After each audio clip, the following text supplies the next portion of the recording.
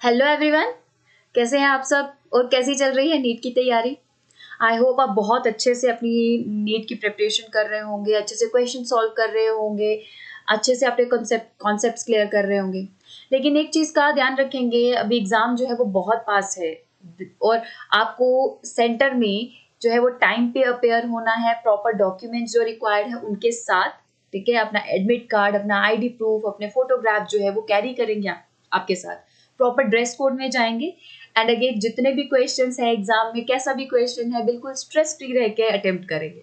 बहुत सारे क्वेश्चन रहेंगे आपके पास, आपको बहुत शॉर्ट टाइम में वो सारे क्वेश्चंस अटेम्प्ट करने हैं, है ना।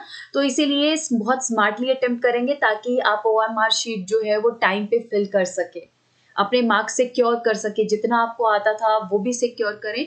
और जो क्वेश्चन में आप अटक रहे हैं तो बहुत अच्छे से उन कॉन्सेप्ट को, उस क्वेश्चन को समझ के अच्छे से अटेम्प्ट करने की कोशिश करेंगे।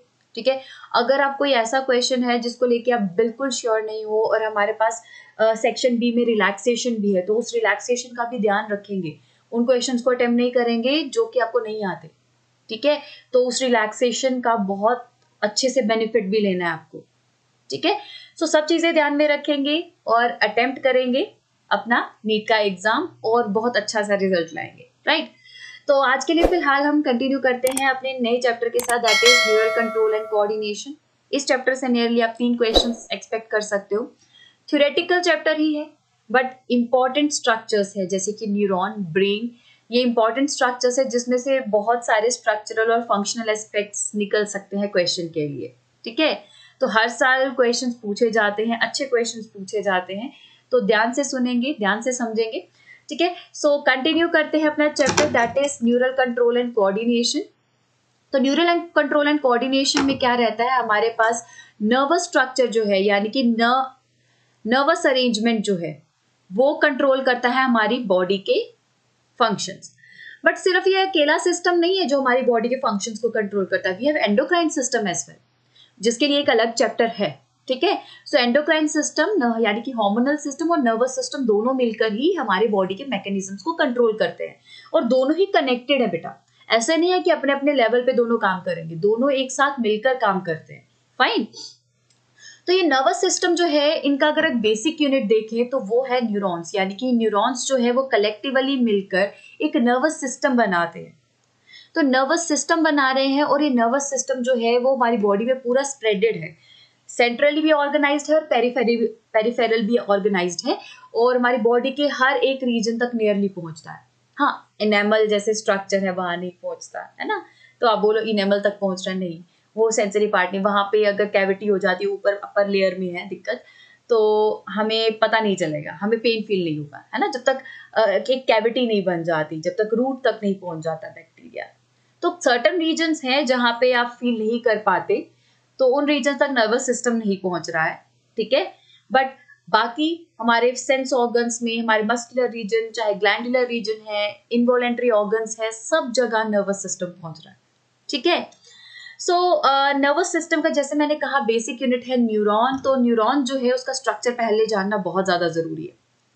तो अगर हम न्यूरॉन के स्ट्रक्चर की बात करें, it is the longest cell of the body, बिल्कुल धागे जैसा लंबा है ये स्ट्रक्चर, ब्रांच्ड है, और ये long and branched neuronal structure जो है, it is composed of 3 parts, 3 parts हैं, which includes dendrites, second part है सेल बॉडी जिसे सोमा या साइटोन भी कहा जाता है, and third part is the long axon. ये 3 पार्ट्स हैं जिनको डायग्राम की हेल्प से हम समझने वाले हैं।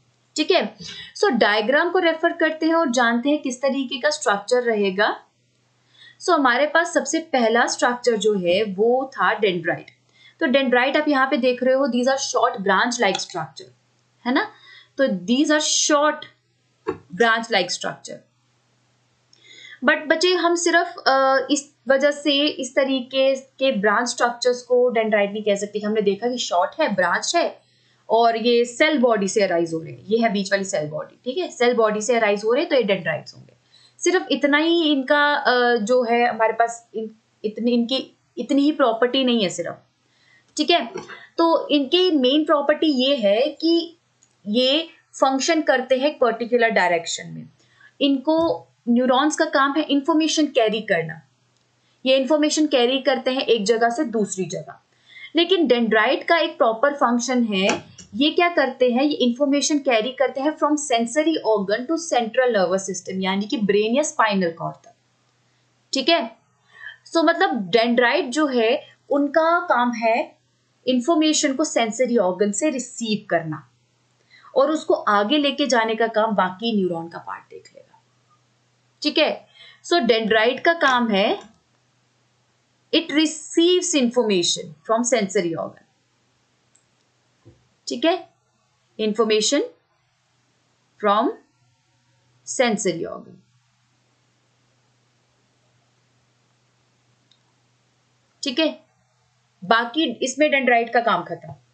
उसने इंफॉर्मेशन रिसीव की, इंपल्स जनरेट की और इंफॉर्मेशन को आगे भेज देगा।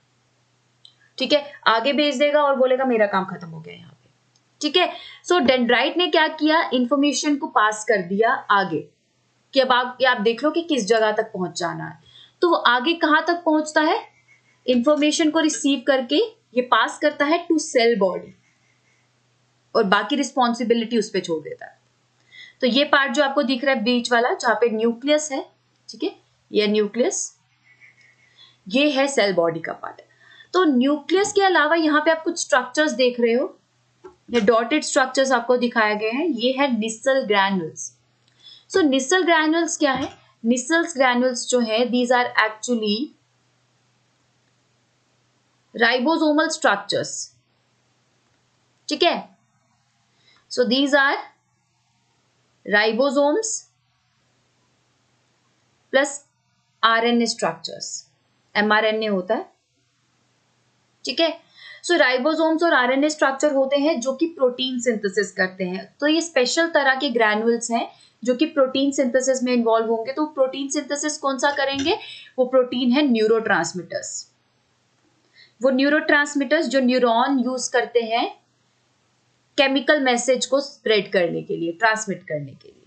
ठीक है, सो ये निसल ग्रैन्युल्स सिर्फ सेल बॉडी में नहीं है, हम सेल बॉडी में इसकी बात कर रहे हैं, सिर्फ सेल बॉडी में नहीं है बल्कि डेंड्राइट्स में भी है, दोनों जगह। ठीक है, so Nissl granules are masses of ribosomes and RNA which is present in case of dendrite as well as in cell body and they functions to synthesize protein।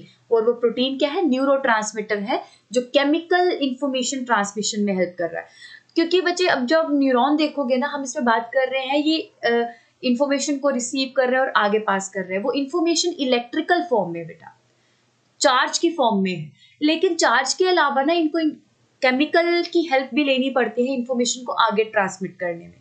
वो कहाँ पे काम आएगा वो हम बात करेंगे, बट इलेक्ट्रिकल ट्रांसमिशन के अलावा केमिकल ट्रांसमिशन भी होता है। ठीक है, जब इंफॉर्मेशन ट्रांसमिट हो रही है तो उसमें निसल ग्रैन्युल्स की जरूरत पड़ती है और वो प्रोटीन सिंथेसिस करते हैं, दैट इज न्यूरोट्रांसमीटर्स। सो अब क्या है, ये न्यूरोट्रांसमीटर्स जो है वो बनते हैं कहाँ पे, डेंड्राइट्स में और सेल बॉडी में।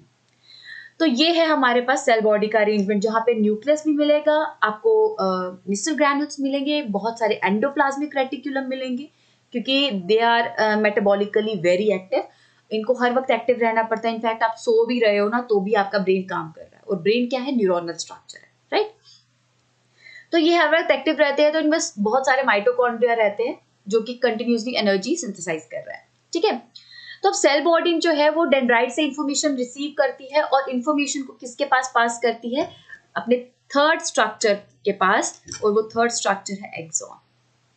ये है एक लॉन्ग ब्रांच, ये लॉन्ग ब्रांच है जो एंड होती है नॉब लाइक स्ट्रक्चर्स में। ये आपको नॉब लाइक स्ट्रक्चर दिख रहा है यहाँ पे लास्ट में, बिल्कुल ये नॉब लाइक स्ट्रक्चर जिसे साइनेप्टिक नॉब कहते हैं, बल्जिंग। ठीक है, इस साइनेप्टिक नॉब में एंड हो जाता है। ठीक है, तो एक्सोनल टर्मिनल्स के एंड पे साइनेप्टिक नॉब है, यहाँ पे एक्सॉन खत्म हो जाता है। तो इन्फॉर्मेशन कैसे जाती है, सेंसरी ऑर्गन से डेंड्राइट रिसीव करता है, सेल बॉडी तक जाती है इन्फॉर्मेशन, सेल बॉडी से एक्सॉन में जाती है। इन्फॉर्मेशन इम्पल्स जो है, इलेक्ट्रिकल इम्पल्स जो है उल्टी डायरेक्शन में कभी नहीं जाएगी, एक्सॉन से सेल बॉडी में कभी नहीं जाएगी। ठीक है, इस चीज का ध्यान रखेंगे। एक्सॉन से नेक्स्ट न्यूरॉन के डेंड्राइट में चली जाएगी, बट सेंसरी ऑर्गन तक इंफॉर्मेशन नहीं जानी चाहिए ना। जरूरत क्या है सेंसरी ऑर्गन को इंफॉर्मेशन देने की, हमें उससे काम नहीं करवाना, उससे इंफॉर्मेशन रिसीव करनी जो डेंड्राइट ही करता है। ठीक है, तो एक ही डायरेक्शन में हमारे पास काम होता है और इंफॉर्मेशन जाती है। ठीक है, अब ये एक्सॉन जो है ये बहुत लंबे होते हैं, तो इलेक्ट्रिकल चार्ज लीक होने के चांसेस होते हैं। तो कुछ न्यूरॉन्स में क्या होता है, एक शीट होती है जिसे माइलिन शीट कहा जाता है। माइलिन शीट कहा जाता है, ये माइलिन शीट जो है एक फैट बेस्ड शीट है जो बनाते हैं श्वान सेल्स। श्वान सेल्स ये शीट बनाते हैं। श्वान सेल्स क्या करते हैं, न्यूरॉन के अराउंड ना रैप हो जाते हैं। रैप होने के बाद ना उसके अंदर डिपॉजिट करते हैं हमारे पास फैटी कंपाउंड्स को, जिसकी वजह से क्या हो जाता है, हमारे पास ये इंसुलेट हो जाता है, काइंड ऑफ चार्ज जो है वो लीक नहीं होगा। और इनफैक्ट ये माइलिन शीट बनाने से ना एक फायदा भी होता है, वो ये कि इम्पल्स जो है वो फास्टली ट्रांसमिट होती है। पर ये चीज भी याद रखेंगे, श्वान सेल्स हर बार माइलिन शीट नहीं बनाते, वो फैटी शीट नहीं बनाते, ठीक है। कुछ में होती है, कुछ में नहीं होती है, जिसके बेसिस पे क्लासिफिकेशन भी है जो हम आगे करने वाले हैं, ठीक है। बट ये शीट जो है क्योंकि इंसुलेटेड है और रेजिस्टेंस ऑफर कर सकती है इलेक्ट्रिकल चार्ज को लीकेज से तो बचाना है, इसीलिए हमने माइलिन शीट बना ली। बट एक चीज का ये भी तो ध्यान रखना है कि चार्ज को इतनी भी रेजिस्टेंस नहीं देनी है कि वो आगे मूव ही ना कर पाए, है ना। तो इसीलिए ये शीट जो है ना, it is not at all continuous, but हमारे पास गैप्स रहते हैं जिसे नोड ऑफ रेनवियर कहा जाता है। तो नोड ऑफ रेनवियर जो है, these are gaps between myelin sheath, ठीक है। ये माइलिन शीट के बीच में जो गैप्स होते हैं उन्हें कहा जाता है नोड ऑफ रेनवियर, ठीक है। ये है न्यूरॉन का स्ट्रक्चर। ये न्यूरॉन स्ट्रक्चर जो है, अगेन जैसे हमने देखा, स्पेशली डिजाइंड है। डेंड्राइट से इंफॉर्मेशन सेल बॉडी से एक्सॉन में जाएगी, उल्टी डायरेक्शन में इंफॉर्मेशन नहीं जाएगी, ठीक है। अब इस न्यूरॉन के स्ट्रक्चर के बाद हम पहले इसकी टाइप्स करते हैं कि किस किस तरीके के न्यूरॉन्स आपको देखने को मिलेंगे बॉडी में, फिर आगे इसके अरेंजमेंट की बात करेंगे, राइट। हमारे पास क्या है, दो तरह के एक्सॉन्स होते हैं। पहले तो हमने बात करी माइलिनेटेड न्यूरॉन्स एक्सॉन्स और नॉन माइलिनेटेड एक्सॉन्स, जिसके बेसिस पे दो तरह के न्यूरॉन्स है, myelinated neuron and non myelinated neuron, ठीक है। माइलिनेटेड न्यूरॉन वो होते हैं जिसमें एक्सॉन्स जो है वो श्वान सेल से एनवेलप्ड होते हैं और जो अल्टीमेटली माइलिन शीट बनाते हैं around axon, and this sheath is not at all continuous but with gaps, जिसे नोड्स ऑफ रेनवियर कहा जाता है। और ये माइलिनेटेड न्यूरॉन्स प्रेजेंट होते हैं इन स्पाइनल एंड क्रेनियल नर्व्स। जो नर्व्स ब्रेन से और स्पाइनल कॉर्ड से निकलती हैं उनमें माइलिनेटेड न्यूरॉन्स प्रेजेंट होते हैं। बल्कि नॉन माइलिनेटेड न्यूरॉन्स वो होते हैं जिनमें श्वान सेल्स तो होंगे बट वो माइलिन शीथ नहीं बनाते हैं अराउंड एक्सॉन, और ये प्रेजेंट होते हैं autonomous and somatic neural system. ये न्यूरल सिस्टम्स क्या है ये भी मैं आपको बताऊंगी आगे, इसके बारे में डिस्क्रिप्शन है, ठीक है, एनसीईआरटी ने मेंशन किया है। इस तरीके से आपको डिफरेंस दिखेगा, श्वान सेल्स है बट माइलिन शीथ नहीं बनेगी, इस चीज का ध्यान रखेंगे आप लोग, ठीक है। दो तरह के एक्सॉन के बेसिस पे दो तरह के न्यूरॉन्स मिल गए, बट इतना ही नहीं, इनकी पोलैरिटी के बेसिस पे भी वी हैव क्लासिफिकेशन, ठीक है, क्लासिफिकेशन। अब पोलैरिटी क्या है, पोलैरिटी ये है कि ट्रांसमिशन ऑफ इंपल्स कैसे हो रहा है। अभी हमने देखा कि डेंड्राइट से इंफॉर्मेशन आ रही है, एक्सॉन से जा रही है, एक पर्टिकुलर डायरेक्शन में, बट कुछ न्यूरॉन्स ऐसे होते हैं जिसमें ब्रांचेस तो होती है पर कहीं से भी इंफॉर्मेशन इंपल्स आ रही है, कहीं से भी जा रही है, कोई प्रॉपर फेट डिसाइडेड नहीं है ब्रांच का। ऐसे को नॉन पोलर न्यूरॉन कहते हैं। नॉन पोलर न्यूरॉन ना सीलेंट रेटा में प्रेजेंट रहते हैं। तो नॉन पोलर न्यूरॉन जो होते हैं वो सीलेंट रेटा में होते हैं। वो सीलेंट रेटा में रहने वाले न्यूरॉन जो हैं वो नॉन पोलर है, and these are the first organisms जिनमें न्यूरॉन देखे जाते हैं, ठीक है। उनमें नॉन पोलर न्यूरॉन है, बट कि आप हायर ऑर्गेनिजम्स में तीन अरेंजमेंट देख पाओगे, unipolar, bipolar and multipolar neurons. ये तीनों अरेंजमेंट आपको ह्यूमन के केस में दिखेंगे उनकी लाइफ स्टेजेस पे, जिसमें से सबसे पहले बात करूं यूनिपोलर न्यूरॉन की। इनमें क्या होता है, एक एक्सॉन होता है ओनली, ठीक है। तो डायग्राम कैसे दिखेगा, इस तरीके से हमारे पास एक सेल बॉडी है, this is going to be the axon and these are the branches, ठीक है। आपको डेंड्राइट नहीं दिख रहा ना, here is the axon, and this kind of arrangement you can see in embryonic stage. embryonic stage में human के ये unipolar neurons दिख जाते हैं, बट बाइपोलर एंड मल्टीपोलर जो है वो दोनों अरेंजमेंट्स आपको अडल्ट फॉर्म में दिखेंगे। मल्टीपोलर तो आपने खुद ही अभी देखा डायग्राम में, एक एक्सॉन होगा और दो या दो से ज्यादा डेंड्राइट्स होंगे। ये सेरिब्रल कॉर्टेक्स में यानी कि ब्रेन में आपको देखने को मिलते हैं, बॉडी में मोस्टली जगह आपको ऐसे मल्टीपोलर न्यूरॉन ही देखने को मिलेंगे, जिसकी डायग्राम हमने अभी विजुअलाइज की। मैं आपको दोबारा दिखाती हूँ। तो इस तरीके से डायग्राम में आप देख रहे हो डेंड्राइट्स 2 या 2 से ज्यादा है ना, तो इस तरीके के अरेंजमेंट को मल्टीपोलर अरेंजमेंट कहते हैं। Whereas if you can see in case of bipolar arrangement, तो बाइपोलर अरेंजमेंट में एक एक्सॉन और एक डेंड्राइट रहता है। सो इस तरीके से हमारे पास ये डेंड्राइट है, ये सेल बॉडी है, and this is going to be the axonal part, right. Here is dendrite, तो एक डेंड्राइट रहेगा, स्पेसिफिकली एक डेंड्राइट रहेगा एंड एक एक्सॉन रहेगा, ठीक है। सो ऐसा अरेंजमेंट जो है आई के रेटिना में देखने को मिलेगा, ठीक है। तो रेटिना ऑफ आई सिलेबस में है, सो इसलिए हमारे पास जो है डेंड्राइट और एक्सॉन यानी कि बाइपोलर न्यूरॉन के केस में आपको ये रेफरेंस देखने को मिलेगा। इनफैक्ट नेजल एपिथेलियम में भी बाइपोलर अरेंजमेंट आपको देखने को मिलेगा, ठीक है। सो ये है हमारे पास 3 तरह के न्यूरॉन जिनमें पोलैरिटी आप देख पा रहे हो। एक पर्टिकुलर पोलैरिटी है, किस डायरेक्शन से इंपल्स आएगी, इंफॉर्मेशन आएगी, किस डायरेक्शन से जाएगी, वो क्लियर है, ठीक है। सीलेंट्रेटा में ऐसा होता है कि नॉन पोलर अरेंजमेंट है, कोई प्रॉपर डिसाइडेड नहीं है कि कौन सी ब्रांच से इंपल्स आ रही है, कौन सी जा रही है, कोई प्रॉपर फेट नहीं डिसाइडेड उनका, ठीक है। सो ये है हमारे पास 3 तरह के न्यूरॉन्स डिपेंडिंग अपॉन कि डेंड्राइट और एक्सॉन्स कितने हैं, ठीक है। चलिए, सो अब हमारे पास ये हो गए स्ट्रक्चर्स न्यूरॉन्स, बट आगे मूव करने से पहले एक चीज जो है मैं डिस्कस करना चाहूंगी। तो अब न्यूरॉन से नर्व कैसे बनती है, मैं उस चीज के बारे में भी बता देती हूँ। सो जस्ट एक बेसिक रेफरेंस लेंगे, ठीक है। अब बेसिक रेफरेंस के अकॉर्डिंग क्या है, हमारे पास जो है न्यूरॉन्स है, बहुत सारे एक्सॉन्स है, राइट, ठीक है। सेल बॉडी को फिलहाल हम साइड में रखेंगे, जैसे अगर ये सेल बॉडी है, राइट, ये एक्सॉन्स है, तो बहुत सारे एक्सॉन्स इस तरीके से इकट्ठे होंगे, ठीक है। पहले तो एक्सॉन के अराउंड जो हमारे पास एक अपनी शीट होती है, एक्सोनल मेम्ब्रेन होती है, ठीक है। सो हमारे पास एक्सॉन के अराउंड कवरिंग बनेगी, सिंगल एक्सॉन के अराउंड ऐसे बहुत सारे एक्सॉन जो है वो कवरिंग के साथ एक साथ पैक होंगे, एक और कवरिंग के साथ। उसके बाद अगेन बंडल्स बनेंगे, तो बंडल्स पैक होंगे, तो हमारे पास नर्व्स जो है वो कुछ और नहीं है, बंडल्स ऑफ न्यूरॉन्स है। तो डायग्राम की हेल्प से बताती हूँ तो आप क्लियरली विजुअलाइज कर पाओगे। सो हमारे पास किस तरीके से अरेंजमेंट, सो हमारे पास इस तरीके से, लेट्स से ये है पूरी नर्व, ठीक है, ये नर्व का क्रॉस सेक्शन है। अब इसमें क्या होता है, हमने क्या ले दिया, नर्व का क्रॉस सेक्शन लिया, सर्कुलर सेक्शन लिया। अब इसमें क्या होता है, बंडल्स होते हैं इस तरीके से, ये बंडल्स हैं,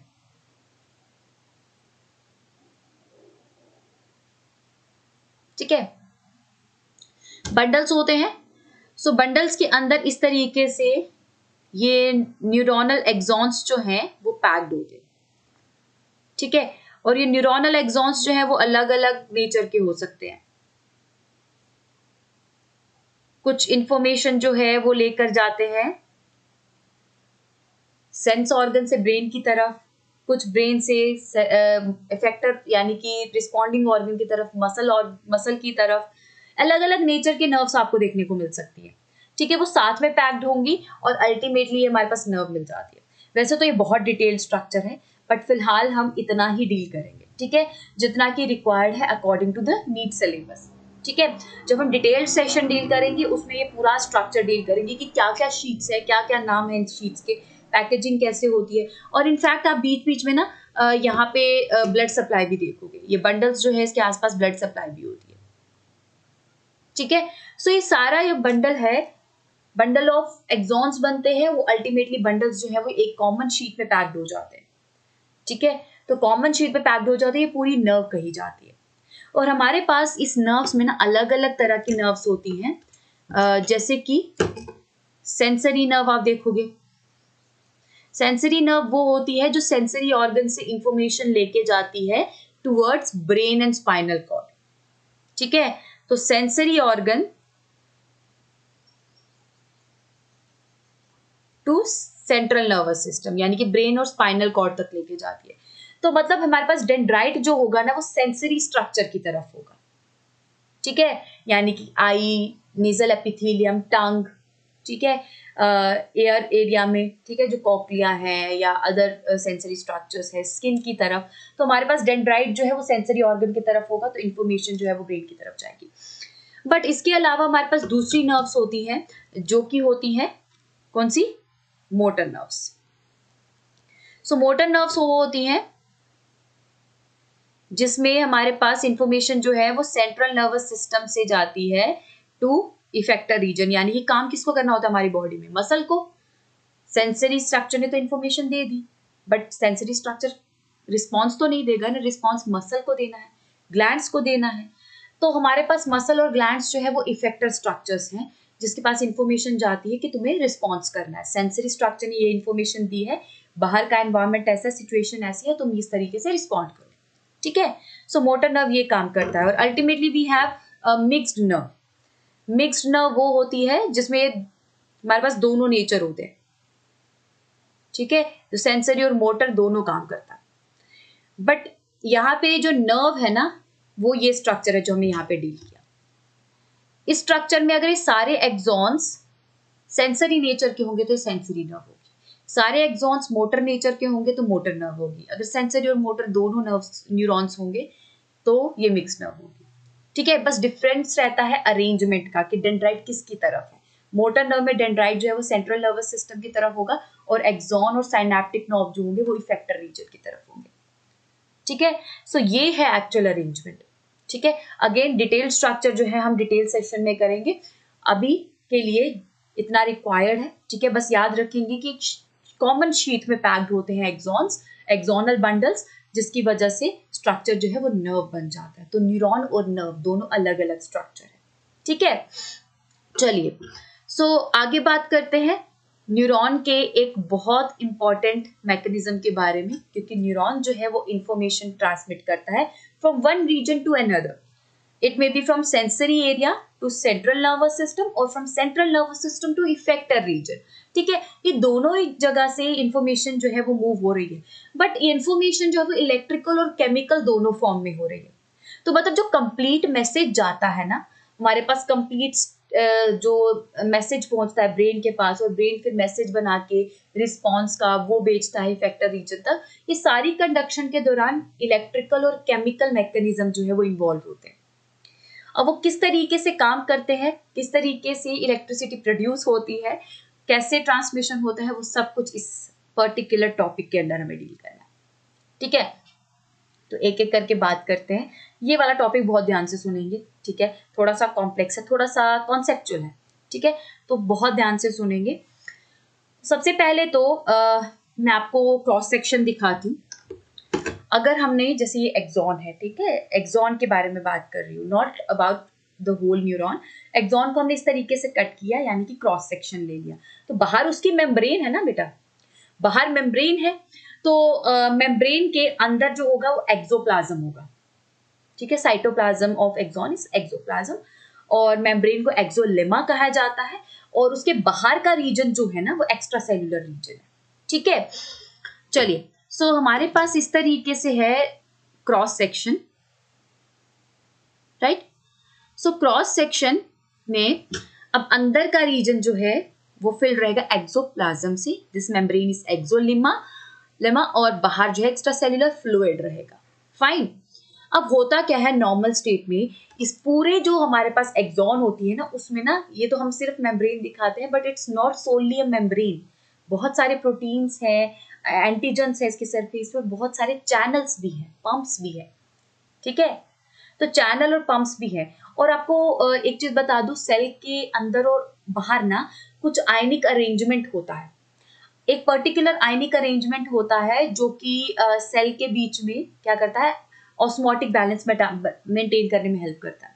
कई बार कुछ मैकेनिज्म्स कुछ केस में आयनिक मूवमेंट करवाना पड़ता है, वो इसीलिए क्योंकि आयन की रिक्वायरमेंट जैसे जहां पे होगी ना, जिस मैकेनिज्म के लिए होगी उसके अकॉर्डिंग वो मूव करेगा, ठीक है। यहाँ पे इलेक्ट्रिसिटी प्रोड्यूस होती है उसी आयनिक मूवमेंट की वजह से, क्योंकि हमारे सेल के अंदर और बाहर जो है वो आयन्स हैं, उनके मूवमेंट की हेल्प से ना क्या हो रही है, यहाँ पे इलेक्ट्रिसिटी जनरेट हो रही है। लेकिन यहाँ पे जो आयन्स रिस्पॉन्सिबल है ना वो होंगे सोडियम और पोटेशियम, ठीक है। सोडियम और पोटेशियम, कैल्शियम भी काम आता है बट वो लेटर आएगा, मैं आगे बात करूंगी उसके बारे में। तो तो सोडियम और पोटेशियम मेनली काम आता है, ठीक है। सो ये हमारे पास क्रॉस सेक्शन है, बट नॉर्मली रेस्टिंग स्टेट में जब आप कोई काम नहीं कर रहे हो, जब न्यूरॉन कोई काम नहीं कर रहा है, उस दौरान मैं बात कर रही हूँ, ठीक है, जब उससे कोई इंफॉर्मेशन ट्रांसमिट नहीं हो रही है उस पर्टिकुलर दौरान। तो हमारे पास इसके अंदर क्या होता है, हमारे पास जो नॉर्मल स्टेट होती है, ठीक है, उस दौरान क्या रहता है, अंदर जो चार्ज रहता है और बाहर जो चार्ज रहता है वो थोड़ा सा डिफरेंट रहता है। अंदर नेगेटिव चार्ज और बाहर पॉजिटिव चार्ज।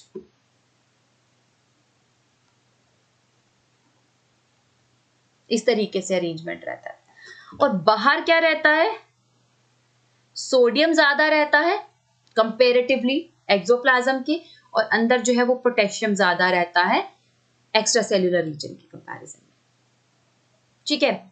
बट एक चीज का ध्यान रखेंगे, अंदर के पॉजिटिव है, बाहर सोडियम है, ठीक है, दोनों ही पॉजिटिव आयंस है, बट अंदर नेगेटिव चार्ज को और क्यों और बाहर पॉजिटिव चार्ज क्यों, तो आपको इस चीज का बहुत ध्यान रखना है कि हमारी बॉडी में सिर्फ सोडियम और पोटेशियम नहीं है, बाहर और अंदर और भी नेगेटिव और पॉजिटिव आयंस होंगे। इनफैक्ट अगर आप सेल के अंदर देखोगे, we have nucleic acid as well, जो कि नेगेटिव चार्ज कैरी करता है, अदर नेगेटिव आयंस भी प्रेजेंट होंगे, वो हम यहाँ पे कंसीडर नहीं कर रहे हैं, वो डिफरेंट केस है क्योंकि यहाँ पे उनका रोल नहीं है, ठीक है, अदरवाइज वो प्रेजेंट है वहां पे। बट के पॉजिटिव जो है, हम कंपेरेटिवली बात कर रहे हैं, बाहर के एक्सोप्लाज्म के बाहर के कंपैरिजन में के पॉजिटिव अंदर ज्यादा है और सोडियम जो है वो बाहर ज्यादा है, और बाहर अंदर नेगेटिव आयंस ज्यादा होने की वजह से बाहर के कंपैरिजन में अंदर नेगेटिव चार्ज मेंटेन हो जाता है, ठीक है। तो ये सारी जो है वो कंपैरेटिव चीजें हैं, ठीक है।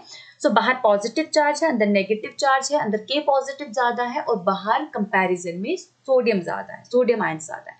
सो इस तरीके से स्टेट रहती है, ठीक है। तो मैंने यहाँ पे सर्कुलर सेक्शन दिखाया, यही सेक्शन अगर मैं लॉन्गिट्यूडनल सेक्शन लूं तो उसमें इस तरीके से दिखेगा, अंदर नेगेटिव चार्ज और बाहर पॉजिटिव चार्ज, है ना, बाहर सोडियम ज्यादा है और अंदर पोटेशियम ज्यादा होगा, ठीक है। सो बस सेक्शन अलग अलग लिए हैं, अरेंजमेंट सेम है, ठीक है। सो इस चीज को दिमाग में रखेंगे कि रेस्टिंग स्टेट में क्या होता है और उसी के कॉन्सेप्ट को लेकर आगे बढ़ते हैं बेटा, ठीक है। सो अब क्या होता है, हमारे पास जो जितनी भी नर्व इंपल्स ट्रांसमिट होती है ना बेटा, वो 3 फेजेस में होती है, 3 फेजेस में होता है, polarisation, depolarisation and repolarisation. Polarisation, depolarisation and repolarisation, ये 3 मैकेनिज्म है, 3 स्टेप्स हैं जिसकी हेल्प से जनरेशन हो और कंडक्शन होती है नर्व इंपल्स की, ठीक है। तो 3 मैकेनिज्म से सबसे पहले मैकेनिज्म की बात करते हैं, दैट इज पोलराइजेशन, ठीक है। सो पोलराइजेशन को बेटा रेस्टिंग पोटेंशियल भी कहा जाता है, क्योंकि ये वो स्टेट है जब हमारे पास न्यूरॉन जो है वो रेस्टिंग स्टेट में है, जिसका ब्रीफ में अभी आपको दे चुकी हूँ, ठीक है। बट थोड़ा सा डिटेल में बात करते हैं, क्योंकि इस डायग्राम में मैंने हेल्प ली है उन चैनल्स के और पंप्स के स्ट्रक्चर की, ठीक है। सो सबसे पहले रेस्टिंग स्टेट में क्या होता है, रेस्टिंग स्टेट में जो है हमारे पास जो मेम्ब्रेन का जो पोटेशियम चैनल होता है, if we consider this as a potassium channel, ये पोटेशियम चैनल है, गेटेड चैनल है, ठीक है, गेटेड चैनल है। तो ये पोटेशियम चैनल जो है ये ओपन हो जाता है पोलराइज स्टेट में, रेस्टिंग स्टेट में। सो इस दौरान क्या होता है, हमारे पास पोटेशियम को लेकर परमिएबिलिटी इंक्रीज हो जाती है मेम्ब्रेन की due to opening of potassium channel. तो आपको पोटेशियम चैनल ओपन दिख रहा है, ठीक है। सो पोटेशियम चैनल जो होता है वो ओपन हो जाता है, जिसकी वजह से क्या होता है, पोटेशियम जो है वो क्या है, अंदर ज्यादा है कंपैरेटिवली, यही बात की अभी हमने। तो पोटेशियम जो है अलोंग द कंसंट्रेशन ग्रेडियंट, अब ये पोटेशियम जो है वो बाहर मूव करना शुरू कर देगा। अंदर नॉर्मली क्या था, नेगेटिव चार्ज है रेस्टिंग स्टेट में, यही बात की थी हमने। तो अंदर जो है पोटेशियम जो है वो बाहर जाने की वजह से नेगेटिव चार्ज बहुत अच्छे से यहाँ अंदर मेंटेन हो गया और ज्यादा,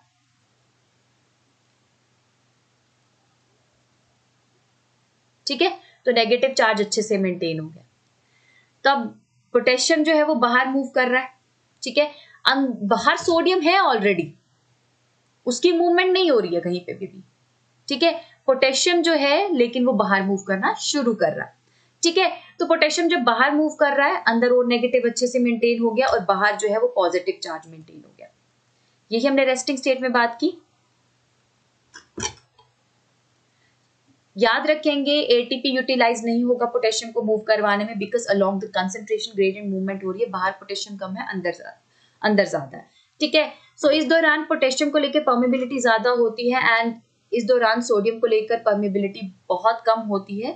ठीक है, सो अब हमारे पास जो इस दौरान जो है inner side of the membrane जो है उसमें नेगेटिव चार्ज होता है, whereas outer side has positive charge. ठीक है, एक तो वैसे भी इंटरनल साइड नेगेटिव आयन ज्यादा थे, ऊपर से पोटेशियम भी बाहर मूव कर रहा है, तो जिसकी वजह से नेगेटिव चार्ज अच्छे से मेंटेन हो जाएगा। तो आप बोलो कि ठीक है, ये है सोडियम पोटेशियम चैनल। अगर ये हम बात करें तो ये सोडियम चैनल आ गया। तो ये तीसरा स्ट्रक्चर क्या है? ये तीसरा स्ट्रक्चर जो है बेटा, it is sodium potassium pump. ये सोडियम पोटेशियम पंप जो है वो इस दौरान काम कर रहा होता है नेगेटिव और पॉजिटिव चार्ज को बाहर और अंदर मेंटेन करने में। ठीक है, सो ये रेस्टिंग स्टेट मेंटेन हो रही है। और ये सोडियम पोटेशियम पंप जो है वो एटीपी बेस्ड है, ये एनर्जी यूटिलाइज करेगा, ये डिफरेंट तरीके से काम करता है। ये दोनों चैनल्स है और ये पंप है।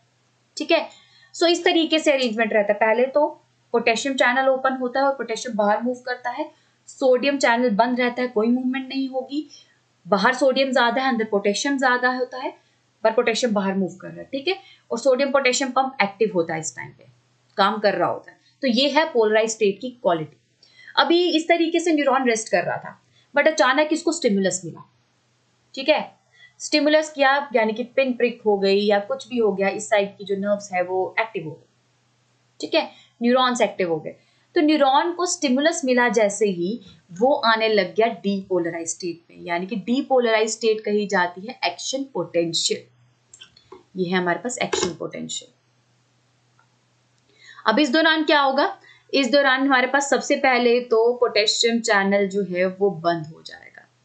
ये पोटेशियम चैनल जो है वो बंद हो जाएगा, बट सोडियम चैनल जो है हमारे पास ये ओपन हो जाएगा। ठीक है, ये सोडियम चैनल ओपन हो जाएगा। तो सोडियम क्या था? पोटेशियम ऑलरेडी बाहर जा रहा था। ठीक है, पहले अंदर ज्यादा था और बाहर जा रहा था पोलराइज स्टेट में। ध्यान रखेंगे पोटेशियम बाहर जा रहा है, इस चीज का ध्यान रखना है। पोटेशियम अंदर जरा ज्यादा जरूर था, लेकिन रेस्टिंग यानी कि पोलराइज स्टेट में वो बहुत सारा मूव किया है बाहर की तरफ। फाइन, इस चीज का बहुत ज्यादा ध्यान रखना है आपको। बट अब क्या हुआ? सोडियम बाहर ज्यादा था, पोटेशियम चैनल तो ओपन हो गया, बंद हो गया। अब पोटेशियम जो है वो बाहर रह गया, जितना बाहर गया था वो बाहर ही रह गया बेटा। ठीक है, लेकिन सोडियम चैनल जो है वो अब ओपन हो गया। बाहर सोडियम ज्यादा था, अंदर कम था, जिसकी वजह से अब सोडियम अंदर मूव करना शुरू कर रहा है। अब सोडियम इतना ज्यादा अंदर मूव कर जाता है ना स्टिमुलस आने की वजह से, जिसकी वजह से क्या हो जाता है? अंदर पॉजिटिव और बाहर नेगेटिव चार्ज हो जाता है। अंदर पॉजिटिव हो गया, पहले क्या था? अंदर नेगेटिव हो गया था। एक तो नेगेटिव आयंस अंदर ज्यादा, ऊपर से पोटेशियम यानी कि पॉजिटिव आयन ऑलरेडी बाहर जा रहा था। अब पोटेशियम आयन भी बाहर है। ठीक है, और सोडियम आयंस जो है वो बल्क में अंदर आ रहे हैं।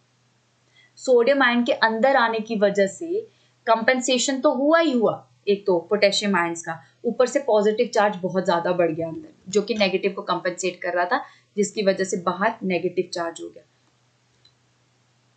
ठीक है, सो बाहर नेगेटिव चार्ज हो गया। सो इस तरीके का अरेंजमेंट होता। तो डीपोलराइजेशन के दौरान जैसे ही स्टिमुलस मिलता है तो डीपोलराइज स्टेट में न्यूरॉन आना शुरू हो जाता है, और अल्टीमेटली इस दौरान सोडियम आयन को लेकर परमिबिलिटी इंक्रीज हो जाती है और पोटेशियम आयंस को लेकर परमिबिलिटी डिक्रीज हो जाती है, जिसकी वजह से inner side of the membrane में पॉजिटिव चार्ज और आउटर साइड में नेगेटिव चार्ज हो जाता है।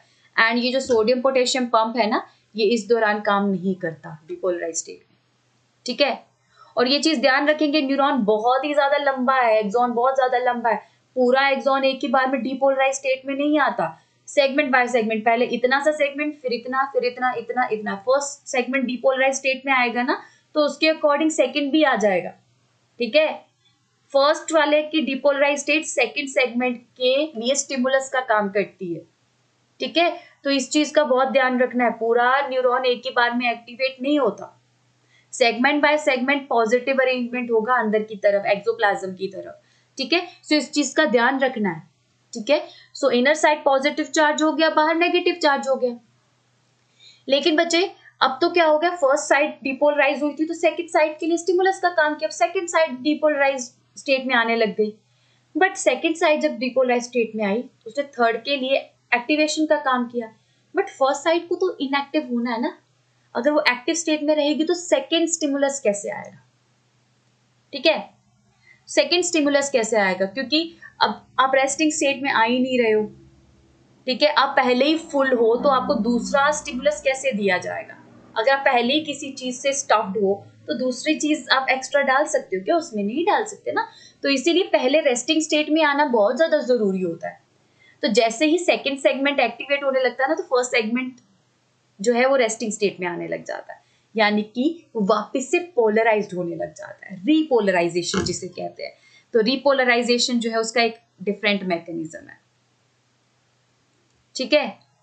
सो रीपोलराइजेशन जो है वो मैकेनिज्म है जिस दौरान हमारे पास वापस से रेस्टिंग स्टेट में डील होने लग जाती है। इस दौरान क्या होता है, सोडियम आयंस को लेकर हमारे पास परमेबिलिटी इंक्रीज होती है। जैसे ही डीपोलराइज स्टेट आई, सेकंड सेगमेंट एक्टिवेट होने लग गया, ठीक है। तो वैसे ही फर्स्ट साइट जो है वो रेस्टिंग स्टेट में आने लग जाएगी। तो रेस्टिंग स्टेट के लिए क्या करेगी, पहले तो वो सोडियम चैनल को क्लोज कर देगी।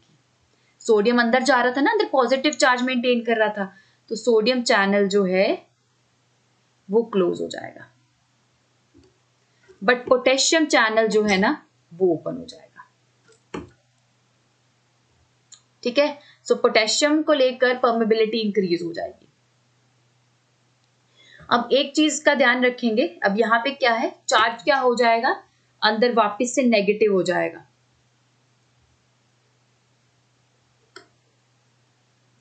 अंदर वापस से नेगेटिव हो जाएगा और बाहर जो है वो बाहर पॉजिटिव हो जाएगा।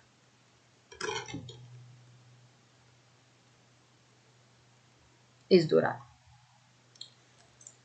अब ये मैकेनिज्म कैसे होता है हमारे पास, इस दौरान रिपोलराइजेशन के दौरान क्या होता है, सोडियम पंप जो है, सोडियम पोटेशियम पंप जो है वो भी एक्टिव हो जाता है दोबारा से। अब इस चीज का ध्यान रखेंगे, जो नेगेटिव चार्ज आया है, ठीक है। अब ये बहुत बड़ा कंफ्यूजन है, बहुत अच्छे से रिलेट करना है। हमारे पास अंदर पॉजिटिव चार्ज हो गया था क्योंकि सोडियम बल्क में अंदर जा रहा था, है ना, और पोटेशियम जो है वो बाहर ऑलरेडी है। तो हमारे पास सोडियम जो है वो बल्क में अंदर आ रहा था, अंदर पॉजिटिव चार्ज हो गया था। तो अब क्या हुआ, जैसे ही एक्टिवेशन हुई सेकेंड सेगमेंट की, तो सोडियम चैनल तो बंद हो गया, है ना। सोडियम चैनल बंद हो गया तो हमें इस चीज का ध्यान रखना है ना कि ये सोडियम चैनल जो है, सोडियम जो है वो बाहर ज्यादा हो और पोटेशियम जो है वो अंदर ज्यादा हो। पोटेशियम तो बाहर चला गया है बल्क में और सोडियम अंदर बंद हो गया, है ना। तो हमें सिर्फ चार्ज मेंटेन नहीं करना है, आयंस को अपनी अपनी जगह हायर कंसेंट्रेशन में मेंटेन भी करना है, ताकि नेक्स्ट स्टिमुलस आए तो वो नेक्स्ट स्टिमुलस के लिए तैयार हो, है ना। नेक्स्ट स्टिमुलस आएगा तो सोडियम को दोबारा यानी कि एक्सोप्लाज्म की तरफ आना है ना। तो इसके लिए सोडियम की कंसेंट्रेशन बाहर से दोबारा होनी चाहिए, ज्यादा होनी चाहिए। तो इस चीज को इंश्योर करने के लिए एक्चुअली क्या होता है, जो पूरा मैकेनिज्म क्या है, अब पोटेशियम जो है वो चैनल ओपन हो रहा है, ठीक है। तो पोटेशियम की ऑलरेडी मूवमेंट तो हो ही रही है, बट होगा क्या, बाहर अंदर सोडियम बहुत ज्यादा है तो सोडियम को भी बाहर निकालना है, ठीक है। सोडियम को बाहर निकालना है, तो सोडियम को बाहर निकालने के लिए क्या करते हैं, ये अंदर से ये पंप क्या करता है, 3 सोडियम मॉलिक्यूल्स को बाइंड करता है, 3 सोडियम बाइंड करेगा एंड उसके बदले 2 पोटेशियम बाहर से बाइंड करेगा और एक पंप की तरह इस तरीके से फ्लिप लेगा और अंदर पोटेशियम को छोड़ देगा और बाहर सोडियम को छोड़ देगा। अब आप बोलो कि 3 पोटेशियम और 3 सोडियम क्यों नहीं, बराबर बराबर क्यों नहीं कर रहे हैं, क्योंकि हमें अंदर नेगेटिव चार्ज रखना है, अंदर पॉजिटिव चार्ज मेंटेन नहीं करना है, अंदर नेगेटिव चार्ज रखना है। हम नहीं चाहते कि अंदर पॉजिटिव आयंस यानी कि पोटेशियम आयंस बढ़ जाए, ठीक है। तो पोटेशियम जितने अंदर रिक्वायर्ड थे उतने अंदर बढ़ जाएंगे, सोडियम बाहर चला जाएगा, पोटेशियम अंदर आ जाएगा, ठीक है।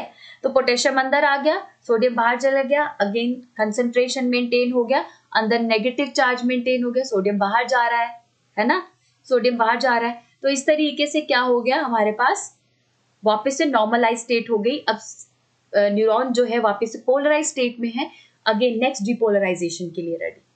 ठीक है। सो इस तरीके से पूरा मैकेनिज्म रहता है, पूरे 3 स्टेप्स में सेल न्यूरॉन जो है वो एक्टिवेट डीएक्टिवेट होता है और इम्पल्स को ट्रांसमिट करता है। तो ये जो आयंस का मूवमेंट है ना, ये आप जो डिफरेंस देखते हो ना, इसकी वजह से क्या होता है, एक पोटेंशियल डिफरेंस क्रिएट हो जाता है। आपने देखा यहाँ पे आयंस मूव हो रहे हैं, अंदर पॉजिटिव चार्ज हो गया, बाहर नेगेटिव चार्ज हो गया, एक पोटेंशियल डिफरेंस क्रिएट हो गया जिसकी वजह से चार्ज का मूवमेंट होता है, तो इलेक्ट्रिकल इंपल्स जनरेट हो जाती है। तो यही चीजें जो है, यही मैकेनिज्म जो है वो यूज होता है पूरे न्यूरॉन में, ठीक है। बट द थिंग इज, अब न्यूरॉन जो है वो बहुत लंबा है, ठीक है। अगर मैं इसका स्ट्रक्चर यहाँ पे बताऊं, इस तरीके से हमारे पास न्यूरॉन है ना, इस तरीके से न्यूरोनल स्ट्रक्चर है, डेंड्राइट्स है, ठीक है, ये सोमा और ये सेल एक्सॉन। एक्सॉन जो है वो लंबा है, लास्ट में आ गई साइनेप्टिक नॉब्स, ठीक है, बल्बोलर स्ट्रक्चर, साइनेप्टिक नॉब्स। अब इम्पल्स जो है वो साइनेप्टिक नॉब तक पहुंच गई। अब नेक्स्ट न्यूरॉन जो है ना बेटा, वो फिजिकल कांटेक्ट में नहीं होगा पहले न्यूरॉन के, डेंड्राइट से इंफॉर्मेशन एक्सॉन तक पहुंच गई, तो एक्सॉन जो है वो नेक्स्ट न्यूरॉन के डेंड्राइट के साथ फिजिकल कांटेक्ट में नहीं होता, बल्कि डेंड्राइट पता कैसा होगा नेक्स्ट वाला, इस तरीके से, इस तरीके से थोड़ा सा दूर।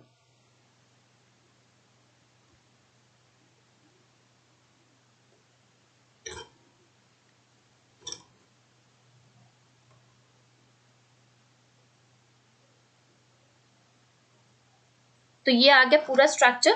सो इस तरीके से दोनों दूर दूर है थोड़े, है ना। अब एक्सॉन से, एक एक्सॉन से इंफॉर्मेशन जानी है दूसरे न्यूरॉन के डेंड्राइट की तरफ, तो ये दूर है लेकिन, ठीक है। तभी इंफॉर्मेशन जाएगी कैसे, अब ये चैलेंज है ना। अब इलेक्ट्रिकल इंपल्स यानी कि इलेक्ट्रिसिटी तो जंप करके नहीं जाएगी, उसके लिए फिजिकल कॉन्टैक्ट यहाँ पे रिक्वायर्ड था, बट यहाँ पे अब हम हेल्प लेते हैं केमिकल की, ठीक है। तो पूरे जो एक्सॉन थे ना, पूरा एक पर्टिकुलर न्यूरॉन में इलेक्ट्रिकल फॉर्म में इंपल्स यानी कि इंफॉर्मेशन ट्रांसमिट हुई है, बट एक न्यूरॉन से अगर दूसरे न्यूरॉन में इंफॉर्मेशन जानी है तो वहां पे हमें केमिकल की रिक्वायरमेंट होती है। तो वो केमिकल जो है वो है न्यूरोट्रांसमीटर, जिसमें हम यहाँ पे पढ़ेंगे साइनैप्स के बारे में। तो ट्रांसमिशन ऑफ नर्व इंपल्स जो है, यानी कि एक न्यूरॉन से अगर दूसरे न्यूरॉन में अगर इंफॉर्मेशन जानी है, वो जाती है थ्रू साइनैप्स, ठीक है। इसके लिए मैं एक डायग्राम बना रही हूँ, यानी कि पहले न्यूरॉन जिसे प्री साइनैप्टिक न्यूरॉन कहेगी, क्योंकि हमारे पास जो जंक्शन होता है ना, यानी कि दोनों न्यूरॉन का जो आपस में अरेंजमेंट होता है ना, कनेक्ट होता है ना, जो फिजिकली नहीं है, ठीक है, फिजिकल कनेक्ट नहीं है, जो कनेक्ट होता है, केमिकल कनेक्ट होता है, उसे साइनैप्स कहा जाता है, ठीक है, जिसके थ्रू केमिकली इंफॉर्मेशन पास होती है। तो इस हमारे पास जो प्री साइनैप्टिक न्यूरॉन है जिससे इंफॉर्मेशन आएगी, और जो पोस्ट साइनैप्टिक न्यूरॉन है जो इंफॉर्मेशन रिसीव करेगा, उसका एक पर्टिकुलर अरेंजमेंट दिखा रही हूँ, ठीक है, यानी कि एक साइनैप्टिक नर्व और एक डेंड्राइट का अरेंजमेंट दिखा रही हूँ, ठीक है। सो अब यहाँ पे क्या है, इस तरीके से डायग्राम रहेगा। ये आ गया प्री साइनैप्टिक न्यूरॉन जिसके पास इंफॉर्मेशन थी और उसको आगे पास करनी है, ठीक है। उसके बाद ये आ गया हमारे पास पोस्ट साइनैप्टिक न्यूरॉन, उसका ये डेंड्राइट है जिसको इंफॉर्मेशन रिसीव करनी है, राइट। सो अब अरेंजमेंट क्या होता है, I am drawing here a channel as well, थोड़ा ज्यादा क्लैरिटी दूंगी आपको, ठीक है।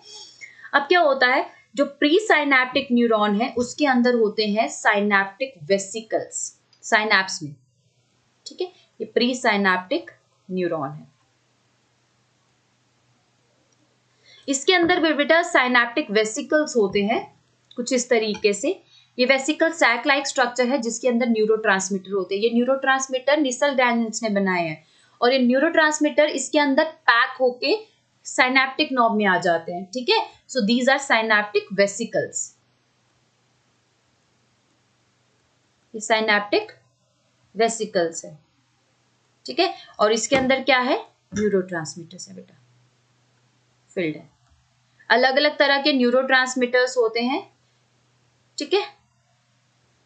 डोपामीन है, ठीक है, डोपामीन है, एड्रेनलिन है।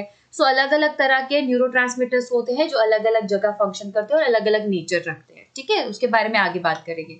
So this synaptic vesicles, these are filled with neurotransmitters.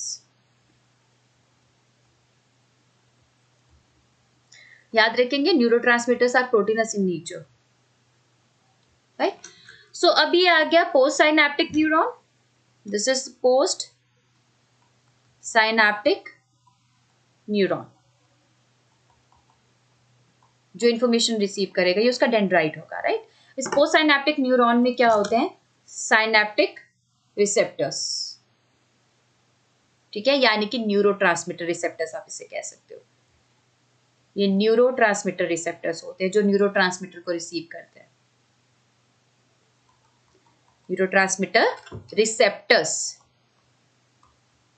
ठीक है। और ये बीच में जो आपको गैप दिख रहा है, ये गैप जो है इसे साइनेप्टिक क्लेफ्ट कहते हैं। सो इस तरीके का स्ट्रक्चर रहता है साइनैप्स के केस में। तो अब पूरा मैकेनिज्म क्या होता है, मैकेनिज्म के लिए मैं एक और डायग्राम का हेल्प लूंगी, ठीक है, सेम डायग्राम बनाऊंगी, बस उसको थोड़ा सा फंक्शनल लेवल पे हम डील करेंगे। सो अब क्या होता है, जैसे कि हमारे पास ये आ गया प्री साइनेप्टिक न्यूरॉन, थोड़ा सा बड़ा बना रही हूँ, ये हमने चैनल बनाया था यहाँ पे, ठीक है, ये है कैल्शियम चैनल, ठीक है। सो कैल्शियम चैनल आ गया, इसमें हमारे पास साइनेप्टिक वेसिकल्स थे इस तरीके से, ठीक है। सो साइनेप्टिक वेसिकल्स प्रेजेंट है, और ये आ गया पहले हमारे पास पोस्ट साइनेप्टिक न्यूरॉन, ठीक है। और इसके ऊपर क्या थे, न्यूरोट्रांसमीटर रिसेप्टर्स थे बेटा ना, सिर्फ फंक्शनल एस्पेक्ट यहाँ पे डील करेंगे, and this structure is filled with neurotransmitters here. अब होता क्या है, इम्पल्स जब यह साइनेप्टिक नॉब तक पहुंचती है, ठीक है, तो यहाँ के कैल्शियम चैनल्स एक्टिवेट हो जाते हैं, और कैल्शियम जो है it starts moving inside the synaptic knob. Calcium जैसे ही अंदर मूव करता है तो ये साइनेप्टिक वेसिकल्स जो है वो एक्टिव हो जाते हैं, ये रैंडमली मूव करना शुरू कर देते हैं, और ये क्या करते हैं, ये मर्ज करना शुरू कर देते हैं साइनेप्टिक वेसिकल की मेम्ब्रेन के साथ। इस तरीके से ये क्या करेंगे, मर्ज करना शुरू कर देंगे। जैसे आपने एक्सोसाइटोसिस पढ़ा ना, बिल्कुल वैसा नियरली मैकेनिज्म होता है। तो इसकी हेल्प से क्या होता है, अब क्या होता है, यहाँ पे मर्ज करके न्यूरोट्रांसमीटर साइनेप्टिक क्लेफ्ट में रिलीज कर देते हैं, और अल्टीमेटली ये न्यूरोट्रांसमीटर जब यहाँ पे रिलीज होता है तो ये न्यूरोट्रांसमीटर बाइंड कर जाते हैं न्यूरोट्रांसमीटर रिसेप्टर के साथ, और जब ये रिसेप्टर के साथ बाइंड करते हैं तो नेक्स्ट न्यूरॉन यानी कि पोस्ट साइनेप्टिक न्यूरॉन को पता चल जाता है कि क्या इंफॉर्मेशन है, और उस इंफॉर्मेशन के अकॉर्डिंग इलेक्ट्रिकल इंपल्स जनरेट हो जाती है जो फर्दर आगे ट्रांसमिट होती है सेम तरीके से, ठीक है। सो ये है हमारे पास मैकेनिज्म। तो केमिकल ट्रांसमिशन में न्यूरोट्रांसमीटर हेल्प कर रहे हैं, एक न्यूरॉन से दूसरे न्यूरॉन पे जब इंफॉर्मेशन जानी है वो केमिकली जाती है, ठीक है। सो ये है एक्चुअली साइनैप्स, ये है साइनैप्स के थ्रू जो मैकेनिज्म होता है। तो पूरा मैकेनिज्म इसी तरीके से होता है, एक न्यूरॉन से दूसरे न्यूरॉन, दूसरे से तीसरे, इस तरीके से मूवमेंट होते हुए इंफॉर्मेशन ब्रेन तक पहुंचती है, ब्रेन प्रोसेस करता है, रिस्पॉन्स बनाता है, अगेन फिर न्यूरॉन को के डेंड्राइट को इन्फॉर्मेशन देगा, फिर वो न्यूरॉन एक्सॉन तक पास करवाएगा, फिर वो नेक्स्ट न्यूरॉन के डेंड्राइट को देगा, इन्फॉर्मेशन आगे बढ़ती जाती है बेटा इस तरीके से, और अल्टीमेटली इफेक्टर रीजन तक पहुंच जाती है, यानी कि मसल तक पहुंच जाएगी, तो मसल कॉन्ट्रैक्ट करेगा या रिलैक्स करेगा जैसी भी रिक्वायरमेंट होगी बॉडी की उस वक्त, ठीक है, अकॉर्डिंग टू द स्टिमुलस। सो ये है पूरा मैकेनिज्म, इस तरीके से चीजें परफॉर्म होती है। सो अब न्यूरॉन ने अपना काम खत्म किया, इस तरीके से वो पूरा प्रोसेस करवाता है, लेकिन न्यूरॉन जो है वो हमारे पास कुछ कॉम्प्लेक्स स्ट्रक्चर्स भी बनाता है, इंक्लूडिंग ब्रेन, नर्व्स के बारे में तो आप जानते हो, नर्व्स बनाता है, ब्रेन, स्पाइनल कॉर्ड, ये न्यूरोनल स्ट्रक्चर्स ही हैं। ये सिर्फ इंफॉर्मेशन ट्रांसमिट ही नहीं करते बल्कि इंफॉर्मेशन को स्टोर भी करते हैं, इंफॉर्मेशन को प्रोसेस भी करते हैं, ये सारे मैकेनिज्म इन्वॉल्व हैं, ठीक है। सो इसीलिए ना उन स्ट्रक्चर्स को भी डिटेल में जानना जरूरी है। तो इसीलिए ना अब क्या करते हैं, उस सिस्टम के बारे में बात करते हैं जो इन न्यूरॉन्स ने बनाया है। तो उस सिस्टम को कहा जाता है ह्यूमन न्यूरल सिस्टम, ठीक है। सो ह्यूमन न्यूरल सिस्टम के बारे में बात करने वाले हैं, जो कि दो पार्ट्स में डिवाइडेड है डिपेंडिंग अपॉन कि उसका अरेंजमेंट कैसा है। अगर बॉडी के सेंट्रल एक्सिस में है तो सेंट्रल नर्वस सिस्टम, और उसके पेरिफेरल एक्सिस पे है तो पेरिफेरल नर्वस सिस्टम, राइट। सो ये है हमारे पास सेंट्रल नर्वस सिस्टम जो बॉडी के सेंट्रल एक्सिस पे ऑर्गेनाइज्ड होता है, और उसमें आता है ब्रेन और स्पाइनल कॉर्ड, और ये दोनों सेंट्रल एक्सिस पे रहने वाले स्ट्रक्चर्स ना मेन कोऑर्डिनेटिंग स्ट्रक्चर्स भी हैं। यही वो स्ट्रक्चर्स हैं जो रिस्पॉन्स बनाते हैं और उसे एफिशिएंटली पेरिफेरल नर्वस सिस्टम की हेल्प से ट्रांसमिट करते हैं। तो पेरिफेरल नर्वस सिस्टम जो है वो वही मैसेजेस ट्रांसमिट करता है जो सेंट्रल नर्वस सिस्टम ने बनाए हैं।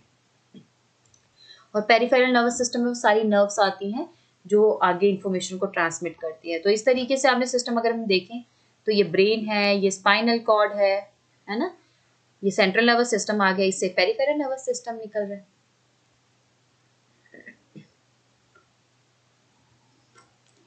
है ना। सो इस तरीके से हमारे पास अरेंजमेंट रहता है। तो सबसे पहले तो सेंट्रल नर्वस सिस्टम को जो समझते हैं, हमारे पास नियरली 2 स्ट्रक्चर्स है सेंट्रल नर्वस सिस्टम में, ब्रेन एंड स्पाइनल कॉर्ड। लेकिन एनसीईआरटी जो बात करती है वो ब्रेन के बारे में डिटेल में बात करती है। We are not going to deal about spinal cord in detail, बस छोटा सा रेफरेंस लेंगे, बट ब्रेन के बारे में हमें पूरा डिटेल में बात करनी है। Fine, so let's hear talk about brain. तो ब्रेन जो है ये वो स्ट्रक्चर है जो इन्फॉर्मेशन को प्रोसेस और कंट्रोल करता है, मेमोराइज करके रखता है, इन्फॉर्मेशन को स्टोर करता है। तो ये सारी चीजें जो है वो ब्रेन का फंक्शन है, यानी कि मेन कोऑर्डिनेटिंग सेंटर ही ब्रेन है। ऑल्दो सर्टेन फंक्शंस जो है वो स्पाइनल कॉर्ड भी करता है, रिफ्लेक्सेस शो करता है स्पाइनल कॉर्ड, बट जो स्पाइनल कॉर्ड है उसमें सारे फंक्शंस करवाने की एबिलिटी नहीं है, बट ब्रेन जो है वो मैक्सिमम चीजें जो है वो कर लेता है। ठीक है, मतलब मेन कोऑर्डिनेटिंग सेंटर ही यही है। ठीक है, सो ब्रेन जो है वो न्यूरोनल स्ट्रक्चर है और बहुत ही डेलिकेट स्ट्रक्चर होता है, तो इसीलिए इसे प्रोटेक्ट करने के लिए भी एफिशिएंट प्रोटेक्टिव स्ट्रक्चर्स हैं, जिसमें से सबसे पहला स्ट्रक्चर जो है वो बोनी स्ट्रक्चर है जिसे क्रेनियम कहा जाता है। तो क्रेनियम जो है वो बोनी स्ट्रक्चर है, ठीक है, जो ब्रेन को कवर करके रखता है। और इस ब्रेन बोनी स्ट्रक्चर के अंदर मेम्ब्रेनस लेयर्स हैं जो कि ब्रेन को अगेन प्रोटेक्ट करने के लिए। तो बोनी स्ट्रक्चर के अलावा मेम्ब्रेनस स्ट्रक्चर ब्रेन को प्रोटेक्ट करते हैं, तो उन मेम्ब्रेनस स्ट्रक्चर को मेनिंजेस कहा जाता है। ठीक है, तो मेनिंजेस जो है वो 3 लेयर्ड होती है, जिसमें से आउटर लेयर को ड्यूरा मैटर, मिडल लेयर को अरेकनॉइड मैटर और इनर लेयर को पिया मैटर कहा जाता है। सो इस तरीके से स्ट्रक्चर है। सो हमारे पास क्रेनियम तो है बाहर, ठीक है, बाहर क्रेनियम है, बट क्रेनियम के अंदर सबसे पहले तो हमारे पास इस तरीके से डबल लेयर नहीं है, ये सिंगल लेयर ही है ऑफ ड्यूरा मैटर, ये सिंगल मैटर ही है।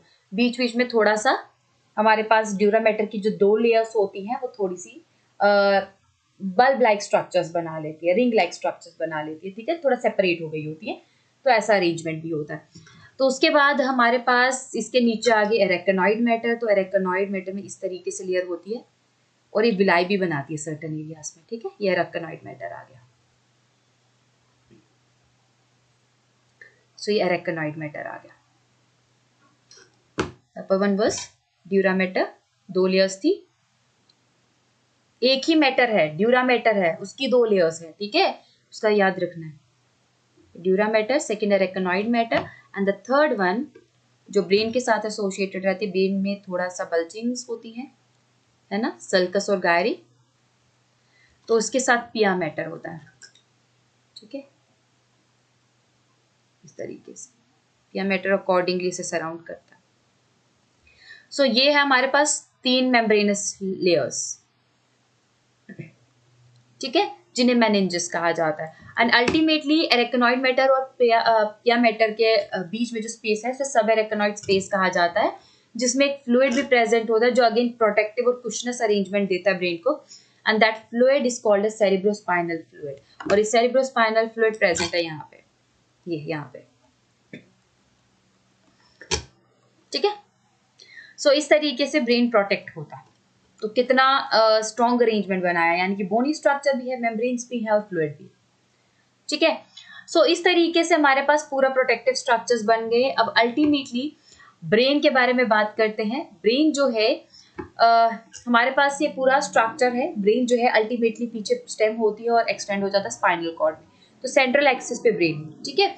और ये ब्रेन जो है बेटा, it is divided into 3 particular parts. 3 particular parts में से स्टडी करते हैं हम। वो 3 पर्टिकुलर पार्ट्स है हमारे पास forebrain, midbrain and hindbrain, ये 3 पार्ट्स हैं। इस डायग्राम की हेल्प से हम 3 पार्ट्स को समझेंगे, ठीक है। तो सबसे पहला तो फोर ब्रेन वो होता है जो सबसे ऊपर वाला पार्ट है, ठीक है, ये वाला पार्ट फोर ब्रेन है, उसके बीच में मिडल वाला पार्ट, फिर ये नीचे वाला हाइंड ब्रेन होगा। ठीक है, हम तो इस तरीके से रेफरेंस ले सकते हैं, बट मैं डायग्राम की हेल्प से और क्लैरिटी में बताती हूँ। तो सबसे पहले तो हमारे पास ये अपर वाला पोर्शन दिख रहा है, जो मेजर पोर्शन दिख रहा है, ये वाला, ये पूरा, ये सेरिब्रम जिसमें प्रेजेंट है, ये अपर वाला थैलेमस हाइपोथैलेमस वाला रीजन, ये है हमारे पास फोर ब्रेन। ठीक है, ये सेरिब्रल हेमिस्फीयर्स जो आप देख रहे हो, कार्पस कैलोसम, ये अपर वाला पार्ट जो है ना, ये सारा फोर ब्रेन का है। उसके बाद उसके नीचे वाला थोड़ा सा रीजन जो आ जाता है, वो आ जाता है मिड ब्रेन का। ठीक है, सो मिड ब्रेन में आ गया, ये जहाँ पे सेरिब्रल एक्यूडक्ट लिखा है ना, ये वाला वो रीजन है जहाँ पे मिड ब्रेन प्रेजेंट रहता है। ये एक डक्ट है जिसके अराउंड मिड ब्रेन प्रेजेंट रहेगा। ठीक है, सो ये आ गया मिड ब्रेन, यानी कि थोड़ा सा नीचे, हाइपोथैलेमस और थैलेमस के थोड़ा सा नीचे जो है वो मिड ब्रेन है। ठीक है, उसके बाद जो स्टेम लाइक स्ट्रक्चर दिख रहा है, ये नीचे वाला पूरा रीजन, ठीक है, which includes pons varolii, cerebellum and medulla, this forms the hind brain. ठीक है, तो इस स्ट्रक्चर, पूरे अगर स्ट्रक्चर में आप देखो तो सेरिब्रम जो है, it is holding the major portion of the brain, तो ये largest part of the brain है। और जो सेरिबेलम आपको दिख रहा है ना, ठीक है, ये गोभी के फूल जैसा स्ट्रक्चर जो आपको दिख रहा है, ये स्ट्रक्चर जो है, ये बेटा सेकेंड लार्जेस्ट पार्ट है ब्रेन का। ठीक है, तो cerebrum largest part, cerebellum second largest part. तो अब इन स्ट्रक्चर्स के बारे में बात करते हैं एक एक करके। सबसे पहले फोर ब्रेन पे फोकस करेंगे और समझेंगे कि उनके पार्ट्स का क्या क्या फंक्शन है।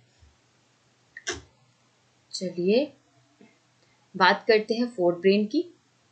ठीक है, सो फोर ब्रेन जैसे हमने देखा, फोर ब्रेन जो है, it consist of cerebrum the largest part of the brain, thalamus and hypothalamus, ये तीन रीजन्स थे। ठीक है, जिसमें से सेरिब्रम जो था वो largest part of the brain था।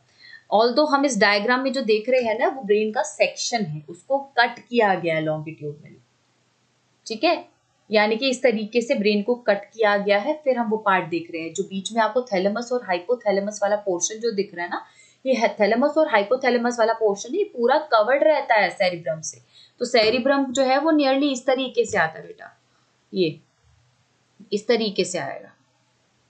ठीक है, तो ये वाला पोर्शन जो है ये आपको दिख नहीं रहा, ये जब सेक्शन कट किया गया है ना, तो इसके ये बिल्कुल अंदर की तरफ होता है। ये जो आपको पोर्शन दिख रहा है डायग्राम में, ये बिल्कुल सेरिब्रम के अंदर की तरफ होता है। जब हमने लॉन्गिट्यूडल सेक्शन लिया ना, उसकी वजह से सेरिब्रम का थोड़ा सा पार्ट जो है वो विजुअलाइज नहीं हो पाता। ठीक है, तो ये अंदर का पार्ट आपको प्रॉपर्ली दिखाया जा रहा है डायग्राम के, बट सेरिब्रम जो है वो पूरा कवर रखता है। ठीक है, थैलेमस, हाइपोथैलेमस और ब्रेन के रीजन को। तो सेरिब्रम जो है वो लार्जेस्ट पार्ट है ऑफ द ब्रेन। और बच्चे इस सेरिब्रम में ना दो हेमिस्फीयर्स होते हैं। अगर आप ऊपर से इसको, यानी कि अपर रीजन से सेरिब्रम को देखेंगे तो इस तरीके का कुछ स्ट्रक्चर दिखेगा। ये कुछ इस तरीके का स्ट्रक्चर है, मैं लास्ट में ऐसा बना रही हूँ, ये सेरिबेलम को रिप्रेजेंट कर रहा है, राइट। ये ठीक है, ये सेरिब्रम का पार्ट नहीं है जो लास्ट में लोब्स बना रही हूँ, ये सेरिबेलम है। तो दो सेरिब्रम के स्ट्रक्चर्स है, दो सेरिब्रम हेमिस्फीयर्स है। ठीक है, साइज थोड़ा अलग अलग बन गया डायग्राम में, पर ध्यान रखेंगे। तो हमारे पास दो हेमिस्फीयर्स है, लेफ्ट एंड राइट हेमिस्फीयर, जिसमें से लेफ्ट हेमिस्फीयर जो है वो कंट्रोल करता है right part of the body, और राइट हेमिस्फीयर जो है वो left part of the body control करता है। ठीक है, और ये दोनों हेमिस्फीयर्स आपस में जुड़े होते हैं with the help of nerve tracks, जिसे कॉर्पस कैलोसम कहा जाता है। तो आप इस डायग्राम में अगर आप कॉर्पस कैलोसम देखोगे तो इस तरीके से आपको नर्व ट्रैक दिख रहा है, ये पूरा, ये कॉर्पस कैलोसम है। ठीक है, तो आप देख रहे हो कि किस तरीके से सेक्शन लिया गया डायग्राम में। ठीक है, सो हमारे पास क्या है, जैसे हमने कहा right and left cerebral hemispheres होते हैं जो कॉर्पस कैलोसम से जुड़े हैं। अब बच्चे अगर हम इसका हेमिस्फीयर का सेक्शन ले, ठीक है, तो हमें इस हेमिस्फीयर में ना कुछ इस तरीके से डायग्राम दिखती है। तो मैं थोड़ा सा और क्लैरिटी में बताती हूँ आपको। तो अब क्या होता है, अब हमारे पास इस तरीके से स्ट्रक्चर है, जब हम सेक्शन लेंगे ना तो हमारे पास क्या होता है, वेट अ सेकेंड।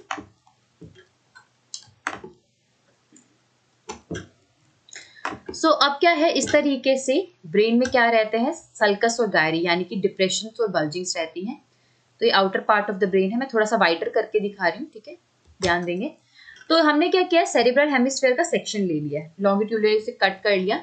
जब हमने उसको कट किया ना, तो हमने देखा कि बाहर ना थोड़ा सा रीजन जो है वो थोड़ा ग्रे कलर का है, ग्रे कलर का शेडेड अरेंजमेंट है इस तरीके से, ठीक है। और अंदर वाला रीजन जो है ना वो व्हाइटिश कलर का है, ठीक है। मैं थोड़ा कम पोर्शन शेड कर रही हूँ। तो पहले क्या होता है, हेमिस्फीयर में ना दो रीजन्स होते हैं। जो outer part of the outer region होता है ना, उसे कॉर्टेक्स कहा जाता है, और अंदर कोर वाला रीजन जो होता है उसे मेडिला कहा जाता है, ठीक है। तो कोर वाले रीजन को मेडिला कहा जाता है। तो आउटर वाला जो पूरा रीजन है, जैसे बॉल अगर आप ले लो तो बॉल की जो कोर है वो मेडिला है, और बाहर वाला जो रीजन है वो कॉर्टेक्स है, ठीक है। तो जब आप कॉर्टेक्स वाला रीजन देखोगे ना, तो वहां पे आप देखोगे अलग अलग कलर्स, ग्रे कलर और व्हाइट कलर, ठीक है। तो ग्रे कलर वाले रीजन को ग्रे मैटर कहा जाता है। और वो ग्रे मैटर ग्रे कलर का क्यों है, वो इसीलिए है क्योंकि जो हमारे पास न्यूरॉन्स होते हैं ना वो इस तरीके से अरेंज होते हैं, यानी कि बाहर की तरफ सेल बॉडी होती है और अंदर की तरफ एक्सॉन्स होते हैं, माइलिनेटेड एक्सॉन्स।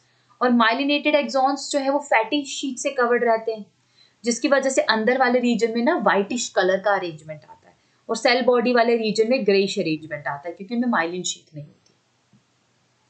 तो इस तरीके से अरेंजमेंट होता है। तो बाहर वाले रीजन में ग्रे अरेंजमेंट है।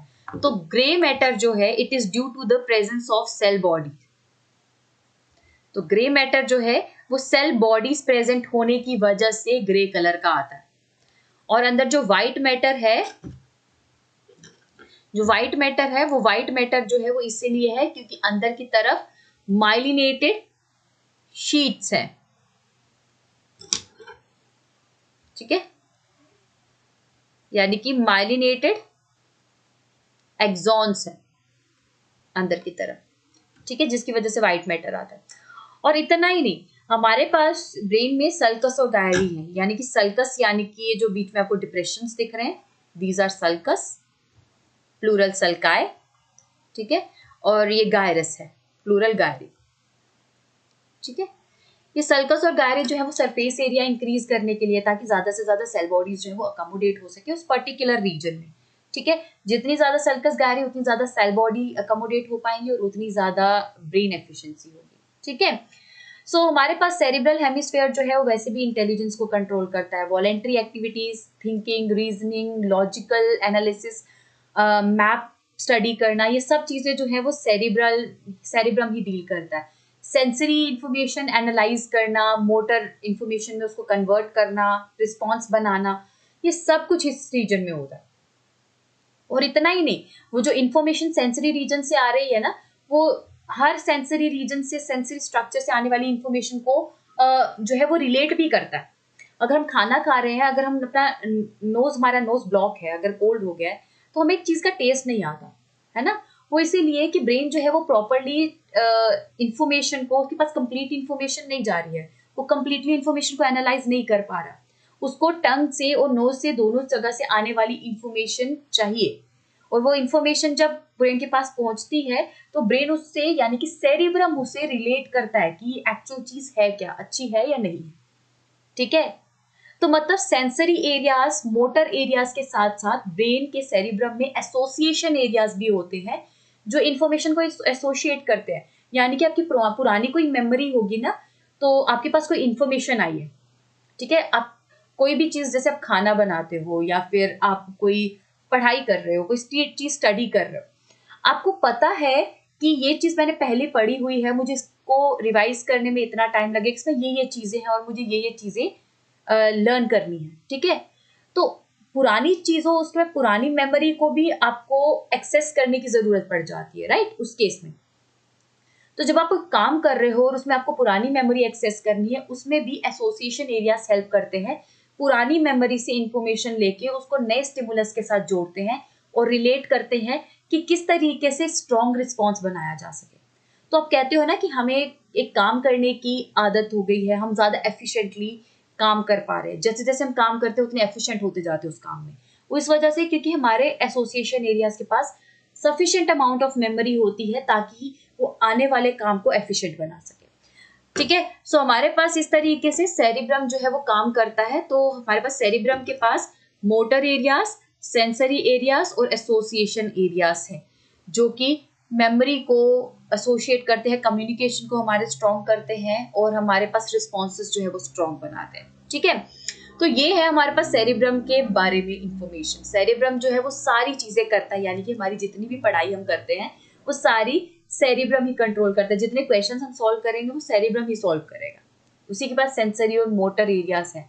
ठीक है, हमारी कम्युनिकेशन, हमारी स्पीच वही कंट्रोल करता है। फाइन, चलिए, सो this is about cerebrum. Now will talk about thalamus. Thalamus जो है वो कोऑर्डिनेटिंग सेंटर है for sensory and motor signals, यानी कि जितनी भी सेंसरी और मोटर इंफॉर्मेशन जा रही है वो थैलेमस से पास होके जाती है, यानी कि वो उसका रिले स्टेशन है, रेस्टिंग स्टेशन है। ठीक है, तो अगर हमें चीजों को कॉन्शियसली एनालाइज करना है ना तो उस इंफॉर्मेशन का थैलेमस से पास करना जरूरी होता है। अब आप सोचो कितनी सारी, अब जब क्लास में बैठते हो, क्लासरूम में बैठते हो, तो आधी चीजें क्या होती हैं, आप आधी चीजें सुनते हो, आधी चीजें आप आधी टाइम पे आप गायब होते हो। ठीक है, क्लासरूम से गायब होते हो, फिजिकली वहां पे हो, मेंटली नहीं प्रेजेंट होते हो। बट ऐसा नहीं है कि जो चीजें आपने मतलब सबकॉन्शियसली सुनी है वो आपके ब्रेन तक नहीं पहुंची। आपने वो सारी चीजें सुनी होती है, ब्रेन तक पहुंची होती है, आपके ब्रेन तक पहुंची होती है, बट आप उसको कॉन्शियसली एनालाइज नहीं किया, इस वजह से आप उसे एक्वायर नहीं कर पा रहे, उसे समझ नहीं पा रहे, है ना। तो क्या होता है उस टाइम पे, जिस टाइम पे आप कॉन्शियसली चीजें एनालाइज करते हो, उस टाइम पे आपकी जितनी भी सेंसरी और मोटर इंफॉर्मेशन है वो थैलेमस से पास करती है। जो इंफॉर्मेशन थैलेमस से पास नहीं करती वो सबकॉन्शियसली आपके ब्रेन तक पहुंचती है, स्टोर होगी। ठीक है, आपके ब्रेन में स्टोर होगी, आपके ब्रेन के पास है, बट वो आप एक्सेस नहीं कर पाते हो। ठीक है, तो क्लासरूम में जो आधी इंफॉर्मेशन है वो आप कॉन्शियसली एनालाइज करते हो और आधी सबकॉन्शियसली एनालाइज करते हो। मतलब आपके दिमाग में सब कुछ है, लेकिन आप एग्जाम में वही लिख के आ पाओगे और आपको समझ वही आ पाएगा जो आपने कॉन्शियसली एनालाइज किया है। जो थैलेमस से इंफॉर्मेशन पास हुई है वही आप तक आपके पास रह गई, आप एनालाइज कर पा रहे हो।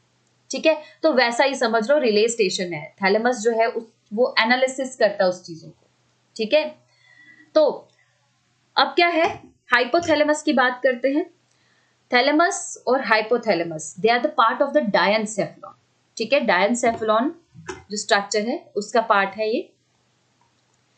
तो थैलेमस का आपने काम जान लिया, ये कोऑर्डिनेटिंग सेंटर है, कोऑर्डिनेट करवाता है सेंसरी और मोटर इंफॉर्मेशन को ताकि वो इंफॉर्मेशन आपके पास कॉन्शियसली रह सके। हाइपोथैलेमस जो है वो थैलेमस के बेस पे प्रेजेंट रहता है। ठीक है, तो मैं आपको स्ट्रक्चर बना के बताती हूँ। ठीक है, अगर हमारे पास थैलेमस जो है वो इस तरीके का स्ट्रक्चर है। ठीक है, तो ये इस तरीके का जो बेस है ये हाइपोथैलेमस है, ये आ गया पिट्यूटरी। हाइपोथैलेमस के साथ पिट्यूटरी एसोसिएटेड होता है, so this is hypothalamus. Hypothalamus is the base of thalamus. ठीक है, थैलेमस जो है वो आप दीवार सोच सकते हो, हाइपोथैलेमस जो है वो बेस समझ सकते हो, है ना। सो ये थैलेमस आ गया। सो हाइपोथैलेमस जो है वो थैलेमस के बेस पे प्रेजेंट रहता है and it is the controlling centre of many activities. इस हाइपोथैलेमस में ना अलग अलग सेंटर्स होते हैं, यानी कि आपके बॉडी में थर्मोरेगुलेटरी सेंटर है हाइपोथैलेमस में जो बॉडी टेम्परेचर को रेगुलेट करता है, यानी कि हमारा जो फीवर होता है वो भी हाइपोथैलेमस ही करवाता है। एक्चुअली फीवर होना जो है it's a response against immunity, response against infection. हमारी बॉडी में अगर पेन हो रही होती है, इन्फेक्शन हो जाती है ना, तो हमारे हाइपोथैलेमस जो है वो फीवर जनरेट करता है ताकि हाई टेम्परेचर में हमारे बॉडी में बैक्टीरिया सर्वाइव ना कर पाए। एक्चुअली ये इफेक्टिव रिस्पॉन्स है। ठीक है, तो हमारी बॉडी में अगर हाइपोथर्मिया हो गया उस केस में भी हाइपोथैलेमस जो है फीवर करवाता है। बट कई पर अगर ये टेम्परेचर जो है हाई टेम्परेचर लॉन्ग टर्म रहता है तो हमारी बॉडी के प्रोटीन्स के लिए दिक्कत करता है, इसीलिए हमें वीकनेस कॉज हो जाती है। ठीक है, तो परसिस्टेंट जो है फीवर जो है वो बिल्कुल सही नहीं होता, जो हमें एक मतलब ज्यादा इन्फेक्शन को रिप्रेजेंट करता है। ठीक है, तो इसलिए हम फीवर को एक नेगेटिव टर्म्स में देखते हैं, बट शॉर्ट टर्म फीवर जो है वो हाइपोथैलेमस जो है वो एज एन इफेक्टिव और रिस्पॉन्स जो है वो करवाता है ताकि हमारी बॉडी में इन्फेक्शन खत्म हो सके। ठीक है, कुछ ना कुछ एक्टिविटी ऐसी हो रही होती है जिसकी वजह से हाइपोथैलेमस को वैसा फीवर जो है वो जनरेट करना पड़ता है। वैसे ही फीवर के बॉडी टेम्परेचर के अलावा we have controlling centres of eating, drinking. ठीक है, सो अलग अलग कंट्रोलिंग सेंटर्स है हाइपोथैलेमस में। और इतना ही नहीं, हाइपोथैलेमस जो है वो न्यूरोसिक्रीटरी स्ट्रक्चर है। ये क्या करता है, ये कुछ रेगुलेटरी हार्मोन्स रिलीज करता है जिसे हाइपोथैलेमिक हार्मोन्स कहा जाता है। और ये रेगुलेटरी हार्मोन्स बच्चे पता है क्या करते हैं, ये हमारे पास इनिबिटरी हार्मोन्स भी हैं जो पिट्यूटरी की सिक्रीशन को इनिबिट करते हैं। और क्या करते हैं, कई बार हमारे पास ऐसे हार्मोन्स भी ये रिलीज करते हैं जो पिट्यूटरी की सिक्रीशंस को प्रमोट करते हैं। ठीक है, यानी कि स्टिमुलेटिंग और इनिबिटिंग हार्मोन जो है वो सिक्रीट करते हैं हाइपोथैलेमस। जैसे कि अगर बात करें थायरॉक्सिन, थायरॉक्सिन थायराइड रिलीज करता है, थायराइड ग्लैंड। बट थायराइड को कौन बताता है कि उसे थायरॉक्सिन रिलीज करना, pituitary by secreting thyroid stimulating hormone. ठीक है, बट पिट्यूटरी को किसने बताया कि थायराइड स्टिमुलेटिंग हार्मोन रिलीज करना है। थायराइड स्टिमुलेटिंग हार्मोन को रिलीज करवाने के लिए हाइपोथैलेमस बोलता है bye releasing thyroid stimulating hormone releasing hormone. वो बताता है कि तुम्हें थायराइड स्टिमुलेटिंग हार्मोन रिलीज करना है, उसको टैग लगा के भेजता है कि ये वाला हार्मोन रिलीज करो। फिर पिट्यूटरी रिलीज करता है, क्योंकि हाइपोथैलेमस ब्रेन के साथ एसोसिएटेड है ना, और नर्वस स्ट्रक्चर तो न्यूरोनल स्ट्रक्चर्स तो हर इंफॉर्मेशन ब्रेन के पास लेके आते हैं, भाई बॉडी में ये दिक्कत हो गई है, मेटाबॉलिज्म स्लो हो गया, थायरॉक्सिन रिलीज करवाना है ना। सो ये सब चीजें होती है। तो हमारे पास रेगुलेटरी और इनिबिटरी हार्मोन्स जो है वो हाइपोथैलेमस रिलीज करवाता है। So these are the structures of cerebrum, forebrain, यानी कि सेरिब्रम है और डायनसेफेलॉन जिसमें थैलेमस और हाइपोथैलेमस आते हैं। बट इतना ही नहीं, कुछ एसोसिएटेड स्ट्रक्चर्स भी हैं जिनके बारे में यहाँ पे बात करूंगी, एनसीईआरटी भी मेंशन करता है। वो है हमारे पास स्ट्रक्चर ऑफ लिम्बिक सिस्टम। वैसे तो बहुत सारी चीजें हैं, आपको बहुत सारे गैंग्लियोनिक स्ट्रक्चर्स दिखेंगे, बहुत सारे एरियाज दिखेंगे, बट यहाँ पे हम डील करने वाले हैं बेसिक लेवल पे। तो लिम्बिक सिस्टम जो है उसमें आते हैं दो स्ट्रक्चर्स, मेनली दो structures, that is amygdala and hippocampus. Amygdala और हिप्पोकैम्पस जो है ना, ये हाइपोथैलेमस के साथ मिलके ना क्या करते हैं, सेक्सुअल बिहेवियर को कंट्रोल करते हैं, इमोशनल रिएक्शंस को जैसे कि एक्साइटमेंट, प्लेजर, फियर, रेज, इसको कंट्रोल करते हैं, और मोटिवेशन जैसे बिहेवियर्स को कंट्रोल करते हैं। हाइपोथैलेमस की इन्वॉल्वमेंट चाहिए लेकिन अमिगडाला और हिप्पोकैम्पस को। बट अगर हम स्पेसिफिकली इनके फंक्शंस की बात करें, एनसीईआरटी में इसी तरीके से क्रक्स बना के मेंशन किया गया है। बट अगर हम एक्चुअली बात करें तो अमिगडाला जो है it is responsible for excitement features, यानी कि जो गुस्सा आता है, जो डर लगता है, जो एक्साइटमेंट होती है, वो अमिगडाला की वजह से। अगर अमिगडाला सही से काम नहीं कर रहा तो फियर, एक्साइटमेंट और जो एंगर इश्यूज हैं वो या तो बढ़ सकते हैं या तो बिल्कुल कम हो सकते हैं। ठीक है, डिपेंडिंग अपॉन की कैसा दिक्कत है। ठीक है, वही हिप्पोकैम्पस जो है वो शॉर्ट टर्म मेमोरी को लॉन्ग टर्म में कन्वर्ट करता है। ठीक है, हमें जो चीजें याद है लॉन्ग टर्म से वो हिप्पोकैम्पस ने स्टोर करवाई है, उसने इस तरीके से प्रोसेस करवा के स्टोर करवाई है कि वो हमें लॉन्ग टर्म तक याद रहे, है ना। तो नहीं तो अगर हिप्पोकैम्पस सही से काम नहीं कर रहा, वो डैमेज हो जाए तो short term memory long term में कन्वर्ट नहीं होगी, यानी कि वो मेमोरी थोड़ी देर बाद ही रेज हो जाएगी। ठीक है, तो मतलब थोड़ी देर टाइम हुआ और वो मेमोरी इरेज बॉडी से, ब्रेन से। ठीक है, सो इस तरीके से होता है। सो अब ये हो गया हमारे पास फोर ब्रेन, जिसमें हमने बहुत सारी चीजें करी शॉर्ट टाइम में, यानी कि सेरिब्रम, थैलेमस, हाइपोथैलेमस और अल्टीमेटली लिम्बिक सिस्टम के बारे में भी जाना। अब हम बात करेंगे मिड ब्रेन के बारे में। तो मिड ब्रेन कहाँ पे प्रेजेंट था, मिड ब्रेन जो है वो प्रेजेंट था थैलेमस और हाइपोथैलेमस के नीचे। ठीक है, फिर से डायग्राम रेफर करते हैं, एक बार वापस जाते हैं। तो थैलेमस और हाइपोथैलेमस के नीचे और पॉन्स फेरोलाई के ऊपर वाला रीजन। ठीक है, सो ये है हमारे पास midbrain. But midbrain को पहचानने की एक सबसे बड़ी प्रॉपर्टी है, जहां पे सेरिब्रल एक्यूडक्ट है ना, ये एक स्पेशल तरह की डक्ट है जो ब्रेन में प्रेजेंट रहती है। जहां से ये एक्यूडक्ट पास हो रही है ना, ये वाली, इसके आसपास 4 लोब्स होते हैं जिसे मिड ब्रेन कहा जाता है, यानी कि ये। ठीक है, मैं बताती हूँ थोड़ा सा डायग्राम। यहाँ पे इस डक्ट के आसपास यहाँ पे लोब्स होते हैं, राउंडेड लोब्स।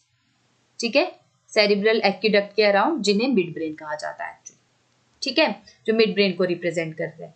तो सेरिब्रल एक्विडक्ट के पास होता है midbrain. So midbrain is present between the thalamus, hypothalamus and pons varolii, उसके बीच में रहता है, और इसके बीच में से सेरिब्रल एक्विडक्ट पास हो रही होती है। और इस मिड ब्रेन को रिप्रेजेंट करने के लिए we have 4 rounded swellings that is lobe, जिसे कॉर्पोरा क्वाड्रिजेमिना कहा जाता है।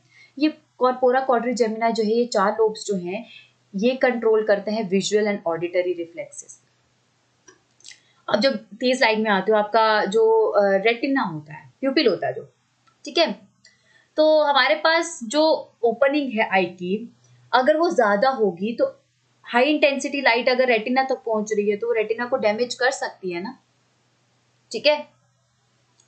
सो हमारे पास इस तरीके से ना, जो हमारे पास जो प्यूपिल कॉन्ट्रैक्ट होता है और रिलैक्स होता है अंधेरे में आने पे या लाइट में जाने पे, तो वो रिफ्लेक्स जो है वो मिड ब्रेन कंट्रोल करता है।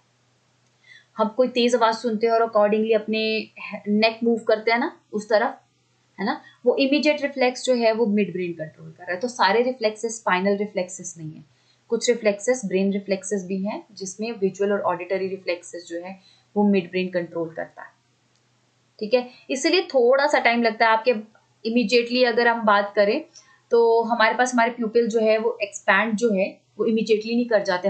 हम बाहर लाइट से अंधेरे में आते हैं ना, थोड़ा टाइम लगता है देखने में ना, है ना, तो वो थोड़ा सा डिलेड रहता है, बट हमारे पास ये रिफ्लेक्सेस जो है वो मिड ब्रेन कंट्रोल करता है, ठीक है। सो हाइंड ब्रेन जो है वो है उसमें प्रेजेंट रहते हैं हमारे पास Pond's विरोलाई, cerebellum and medulla oblongata. जिसमें से पॉन्स विरोलाई जो है उसमें बहुत सारे नर्व फाइबर्स होते हैं जो ब्रेन के अलग अलग पार्ट्स को कनेक्ट करते हैं। And this pons varolii is responsible in controlling respiration को कंट्रोल करता है, रेस्पिरेटरी मैकेनिज्म को कंट्रोल करता है अलॉन्ग विद मेडुला के साथ मिलकर। अदरवाइज पॉन्स विरोलाई का कोई और स्पेसिफिक फंक्शन नहीं है यहाँ पे। उसके बाद सेरिबेलम की बात करें तो सेरिबेलम जो है वो बैलेंसिंग इक्विलिब्रियम हमारी बॉडी में मेंटेन करता है। यानी कि हम कोई भी वॉलेंट्री एक्टिविटी करना चाह रहे हैं, अगर कोई हमें चीज टेबल से उठानी है तो किस एंगल पे हाथ मूव होगा, किस पोजीशन वो चीज पड़ी है और हमें कैसे उठानी है, वो भी हमारे पास सेरिबेलम कंट्रोल करता है। हमारे वॉकिंग के टाइम पे हमारा पोस्चर वो सेरिबेलम कंट्रोल करता है, ठीक है। अल्कोहल इनटेक के दौरान सेरिबेलम बहुत ज्यादा इफेक्ट होता है, जिसकी वजह से हम प्रॉपरली मूव नहीं कर पाते, है ना। हमारे पास सेरिबेलम जो है वो प्रॉपर बैलेंस और इक्विलिब्रियम मेंटेन करने में उस दौरान फेल हो जाता है, ठीक है। और थर्ड अगर हम बात करें मेडुला की, तो मेडुला जो है उसमें बहुत सारे सेंटर्स होते हैं, जैसे कि रेस्पिरेटरी सेंटर्स जो कि रेस्पिरेशन को कंट्रोल करता है, कार्डियोवैस्कुलर सेंटर्स हार्ट रेट को कंट्रोल करता है, हार्ट रेट फास्ट करना है स्लो करना है वो इसी के हाथ में, ठीक है। उसके बाद gastric secretions, vasomotor centre vessels को डायलेट करना है, कॉन्ट्रैक्ट करना है, वो इसी के हाथ में, ठीक है। सो मेडुला ऑब्लोंगाटा जो है वो क्या करता है, रेस्पिरेशन को, cardiovascular activity, vasomotor centre, gastric secretions, medulla control करता है। इसीलिए जब किसी को हैंग किया जाता है, ठीक है, तो हैंगिंग के दौरान क्या होता है, हमारा मेडुला जो है ना वो इफेक्ट हो जाता है, वो पंक्चर हो जाता है, जिसकी वजह से रेस्पिरेशन रुक जाती है और बॉडी है एक्सपायर हो जाती है, ठीक है। सो इसीलिए मेडुला जो है वो बहुत इंपॉर्टेंट सेंटर है रेस्पिरेशन कंट्रोल करने के लिए, फाइन। तो ये है हमारे पास इस तरीके से स्ट्रक्चर। हमारे पास अगेन ये है सेरिब्रम जो largest part of the brain है, लॉजिकल रीजनिंग थिंकिंग जितने भी सेंसरी मोटर रिस्पॉन्सेस यही कंट्रोल करता है। एसोसिएशन एरियाज है इसके पास, ये 2 हेमिस्फीयर्स होते हैं। ये आ गया सेंसरी एरिया, मैं थोड़ा सा डार्क कर देती हूँ, ये रेड पोर्शन मार्क किया है, ये सेंसरी एरिया बेटा, और ये है मोटर एरिया, ब्लू वाला पोर्शन से मार्क किया गया डायग्राम में। सेंसरी और मोटर एरियाज, बाकी छोटे छोटे पोर्शंस हैं, ग्रुप ऑफ सेल्स हैं जो एसोसिएशन एरियाज हैं। उसके बाद ये 2 हेमिस्फीयर्स जुड़े रहते हैं कॉर्पस कैलोसम की हेल्प से। और अल्टीमेटली वी हैव थैलेमस जो कोऑर्डिनेटिंग सेंटर है, रिले स्टेशन है, हाइपोथैलेमस जो कि न्यूरोसिक्रेटरी स्ट्रक्चर है, थर्मोस्टैट की तरह काम करता है, थर्मो रेगुलेशन की तरह भी काम करता है, ये हमारी हंगर और थर्स्ट को भी कंट्रोल करता है। ये सेरिब्रल एक्टिडक्ट जिसके अराउंड 4 लोब्स रहते हैं, कॉर्पोरा क्वाड्रिजेमिना, जो कि मिड ब्रेन बनाते हैं और मिड ब्रेन विजुअल और ऑडिटरी रिफ्लेक्सेस को कंट्रोल करता है। हाइंड ब्रेन में आते हैं पॉन्स फेरोलाई, रेस्पिरेशन को कंट्रोल करता है अलॉन्ग विद मेडिला, और मेडिला में कार्डियोवैस्कुलर और गैस्ट्रिक सिक्रीशंस को कंट्रोल करने के लिए भी सेंटर्स हैं, और सेरिबेलम जो बॉडी में इक्विलिब्रियम मेंटेन करता है। ठीक है, अभी हमारे पास ये जो स्ट्रक्चर दिख रहा है ना आपको, यहाँ पे मेंशन किया है मैंने, midbrain, pons varolii and medulla oblongata. ये क्या है हमारे पास, ये कही जाते हैं ब्रेन स्टेम। तो ये मतलब पूरा पोर्शन जो आपको यहाँ पे दिख रहा है, ये वाला पोर्शन, ये पूरा पोर्शन ब्रेन स्टेम कहा जाता है। और ये अल्टीमेटली ये ब्रेन स्टेम एक्सटेंड होती है इनटू स्पाइनल कॉर्ड। ठीक है, और स्पाइनल कॉर्ड निकलती है फोरामेन मैग्नम से। फोरामेन मैग्नम हमारे स्कल में बीच में ओपनिंग है, मैं डायग्राम बता देती हूँ अगेन। ठीक है, अच्छे से याद रखेंगे। सो इस तरीके से हमारे पास स्कल है, बैक पोर्शन दिखा रही हूँ, 2 ऑसिपिटल कॉन्डाइल्स होते हैं, बीच में मैग्नम, फोरामेन मैग्नम होता है, फोरामेन यानी कि ओपनिंग अगेन, ये फोरामेन मैग्नम है, यहाँ से स्पाइनल कॉर्ड निकलता है। ठीक है, और वर्टिब्रल कॉलम में एंटर कर जाता है, और इसके नीचे ऑसिपिटल कॉन्डाइल्स के नीचे वर्टिब्रेस होंगे, है ना, फर्स्ट वर्टिब्रा होगा हमारा C1 यानी कि। सो इस तरीके से अरेंजमेंट है। Fine, so this is about the brain. अब हम बात करेंगे पेरिफेरल नर्वस सिस्टम की।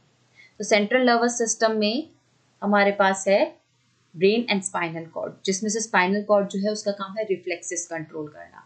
रिफ्लेक्स एक्शन यानी कि immediate involuntary actions.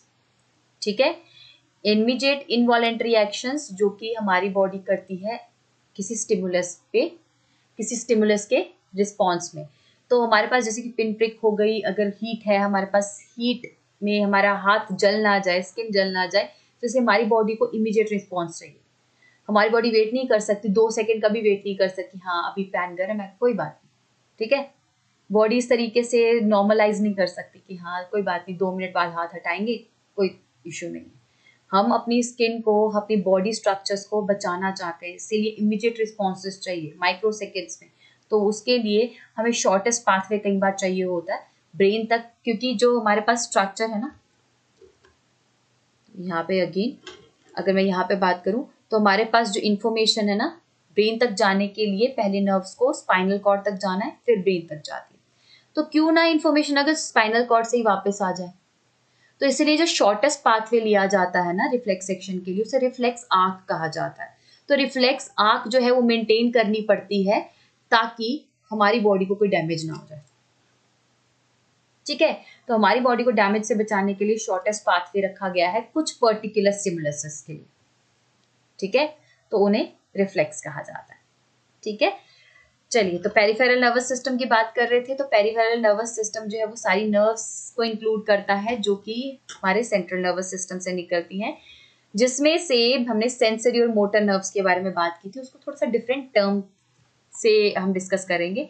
Sensory nerves यानी कि एफेरेंट फाइबर्स, ये वो होते हैं sensory nerves, efferent nerves same term.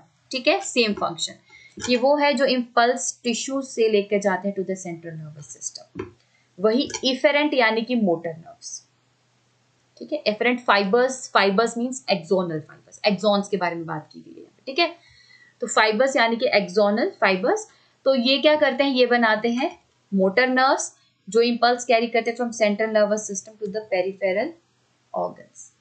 ठीक है, फंक्शन वही है, नाम थोड़ा सा डिफरेंट बताया गया है। ठीक है, यहाँ पे सामने फाइबर्स रिप्रेजेंट किए गए हैं, वहां हमने नर्व्स की बात की थी। सो अब ये पेरिफेरल नर्वस सिस्टम में अलग अलग तरह के फाइबर्स होते हैं, अलग अलग तरह की नर्व्स होती हैं, और ये पेरिफेरल नर्वस सिस्टम जो है वो 2 पार्ट्स में डिवाइडेड है, डिपेंडिंग अपॉन कि किस पर्टिकुलर पार्ट तक इंफॉर्मेशन भेजी जा रही है। ठीक है, सो हमारे पास सबसे पहले जो है वो है somatic neural system. Somatic neural system वो है जो सेंट्रल नर्वस सिस्टम से इंफॉर्मेशन लेके जाता है स्केलेटल मसल के पास, यानी कि जो वॉलेंट्री रिस्पॉन्सेस लेना है, स्केलेटल मसल तो वॉलेंट्री रिस्पॉन्सेस लेता है, तो हमारे पास जो वॉलेंट्री रिस्पॉन्सेस लेने हैं वो की इंफॉर्मेशन सोमैटिक नर्वस सिस्टम से आएगी। पर अगर हमें ऑटोनॉमिक नर्वस सिस्टम की अगर हम बात करें तो ऑटोनॉमिक न्यूरल सिस्टम जो है वो इंफॉर्मेशन लेके जाता है सेंट्रल नर्वस सिस्टम ही, लेकिन इनवॉलेंट्री ऑर्गन्स के पास। ठीक है। और ये ऑटोनॉमिक नर्वस सिस्टम जो है वो दो पर्टिकुलर पार्ट्स में डिवाइडेड है। इसमें इंक्लूडेड है sympathetic neural system and parasympathetic neural system. अब सिंपैथेटिक और पैरासिम्पैथेटिक न्यूरल सिस्टम जो है ना वो दोनों अलग तरीके से काम करते हैं। ऑटोनॉमिक न्यूरल सिस्टम के ही पार्ट, लेकिन दोनों अलग तरीके से काम करते हैं। वो किस तरीके से कि सिंपैथेटिक नर्वस सिस्टम जो है वो नॉर्मल कंडीशन में काम करता है। वही सेम चीज है अगर हम बात करें कोई फेयर कंडीशन है, ठीक है, हम ट्रैकिंग पे जा रहे हैं, हमने रास्ते में भालू देख लिया, अब हम अगेन हमारी बॉडी को सोचने से भी ज्यादा जरूरी ये है कि हमारे मसल्स फटाफट काम करें तो हम भागे वहां से, है ना, यही चीज है, पहला रिस्पॉन्स तो यही चाहिए हमें वहां से भागने वाला। ठीक है। सो अब क्या होता है इस पर्टिकुलर केस में, सिंपैथेटिक न्यूरल सिस्टम जो है वो एक्टिवेट होता है, क्योंकि बॉडी के सेंसरी स्ट्रक्चर्स ने क्या देखा, फेयर कंडीशन देखी, और फेयर कंडीशन ब्रेन तक पहुंच गई तो ब्रेन ने रिस्पॉन्स बनाया जो कि सिंपैथेटिक नर्वस सिस्टम की हेल्प से पहुंचा अलग अलग रीजन में। तो डर वाली कंडीशन में क्या होता है, आपके मसल्स एक्टिवेट हो जाते हैं, लेकिन मसल्स को एनर्जी ज्यादा पहुंचाने के लिए, खाना ज्यादा पहुंचाने के लिए बहुत सारे एरिया से ब्लड सप्लाई कम करनी पड़ती है। तो स्किन रीजन से जो हमारी ब्लड सप्लाई होती है ना, स्किन रीजन की जो ब्लड सप्लाई होती है वो कम कर दी जाती है, डाइजेस्टिव एरिया की ब्लड सप्लाई कम कर दी जाती है, और वो ब्लड सप्लाई कहाँ पहुंचती है, मसल तक। और ये किसने करवाया, सिंपैथेटिक न्यूरल सिस्टम ने। और आप ये बोलो कि ठीक है हमारे बॉडी में फेयर कंडीशन तो एड्रेनालिन की सिक्रीशन से आती है, एड्रेनालिन की सिक्रीशन को प्रमोट करवाता है sympathetic nervous system. Sympathetic nervous system adrenal gland के पास जाएगा, बोलेगा एड्रेनालिन रिलीज करो, क्योंकि हमें स्किन की डाइजेस्टिव एरिया की ब्लड सप्लाई को कम करके मसल तक पहुंचाना। तो आपकी स्किन पेल होती है ना डर में, स्किन पीली पड़ना, पेल हो जाना, वो उसी का रिस्पॉन्स है। गला सूखता है, ब्लड सप्लाई कम हो गई डाइजेस्टिव एरिया में, ठीक है। उसके बाद आपकी हार्ट रेट बढ़ती है, सिंपैथेटिक न्यूरल सिस्टम और एड्रेनालिन का कमाल है, क्योंकि ऑक्सीजन ज्यादा से ज्यादा चाहिए मसल को, आपके ग्लूकोज ज्यादा से ज्यादा चाहिए आपके मसल्स को। तो ये सारी चीजें जो है वो सिंपैथेटिक नर्वस सिस्टम करवाता है। डर की कंडीशन में, डर फेयर कंडीशन में आपकी बॉडी को प्रिपेयर कर रहा है, आपके मसल को प्रिपेयर कर रहा है। लेकिन यही चीज अगर कंटिन्यूसली रहे तो आपके मसल के पास सारी सप्लाई जा रही है, डाइजेस्टिव और स्किन एरिया में है ही नहीं, बॉडी तो शॉक में आ जाएगी। तो फेयर कंडीशन खत्म होते ही ये चीजें नॉर्मलाइज करना जरूरी है, और ये नॉर्मलाइज करने का काम पैरासिम्पैथेटिक न्यूरल सिस्टम का, ठीक है। तो ये दोनों अपोजिट लेवल पे काम करते हैं, तो अपोजिट लेवल पे काम करके एक दूसरे को कॉम्प्लीमेंट करते हैं। तो ऑटोनॉमिक नर्वस सिस्टम जो है हमारे ग्लैंड्स को इस तरीके से इंफॉर्मेशन पहुंचाता है ताकि वो काम कर सके। तो हमारे इनवॉलेंटरी ऑर्गन्स यानी कि हार्ट, हमारे ग्लैंड्स अकॉर्डिंगली रिस्पॉन्ड करते हैं कि उनके पास मैसेज कैसा आया, फेयर कंडीशन के लिए रेडी होना है या चीजों को नॉर्मलाइज करना है, राइट। चलिए, सो हमारे पास अब क्या है, एक और सेक्शन बनाया गया है। वैसे तो हमारे पास मेन डिविजन्स जो है वो सोमैटिक और ऑटोनॉमिक न्यूरल सिस्टम की ही है, अदरवाइज हमारे पास विस्ट्रल नर्वस सिस्टम एक कैटेगरी बनाई गई है उस पेरिफेरल नर्वस सिस्टम की नर्व्स के लिए जो विस्ट्रल एरियाज में जाती हैं। तो वो नर्व्स जो है वो मास ऑफ गैंग्लियन बना रही हैं, कहीं पे नेटवर्क मास ऑफ गैंग्लियन यानी कि मास ऑफ न्यूरॉन को गैंग्लियन कहा जाता है, ठीक है। तो गैंग्लियन बना रही है, नेटवर्क्स बना रही है, या जितना भी कॉम्प्लेक्स है नर्व्स का ना जो कि विसरल एरिया में जाता है, इंक्लूडिंग देयर गैंग्लियन प्लेक्सिस, उस सबको विसरल नर्वस सिस्टम के अंदर इंक्लूड किया गया है। तो विसरल नर्वस सिस्टम में सारे विसरल ऑर्गन्स की नर्व्स को स्टडी किया जाता है, ठीक है। So this is all about neural control and coordination. ये वो इन्फॉर्मेशन है जो एनसीईआरटी में दी गई है, इसको अच्छे से पढ़ना है, अच्छे से याद रखना है, ज्यादा डिफिकल्ट नहीं है चीजें, ठीक है। एक एक बार पढ़ोगे, अच्छे से रिवाइज करोगे, क्वेश्चन सॉल्व करोगे तो अच्छे से हो जाएगा, ठीक है। So this is about neural control and coordination. So अच्छे से पढ़ेंगे, ध्यान से पढ़ेंगे, तो अब मिलते हैं नेक्स्ट सेशन में।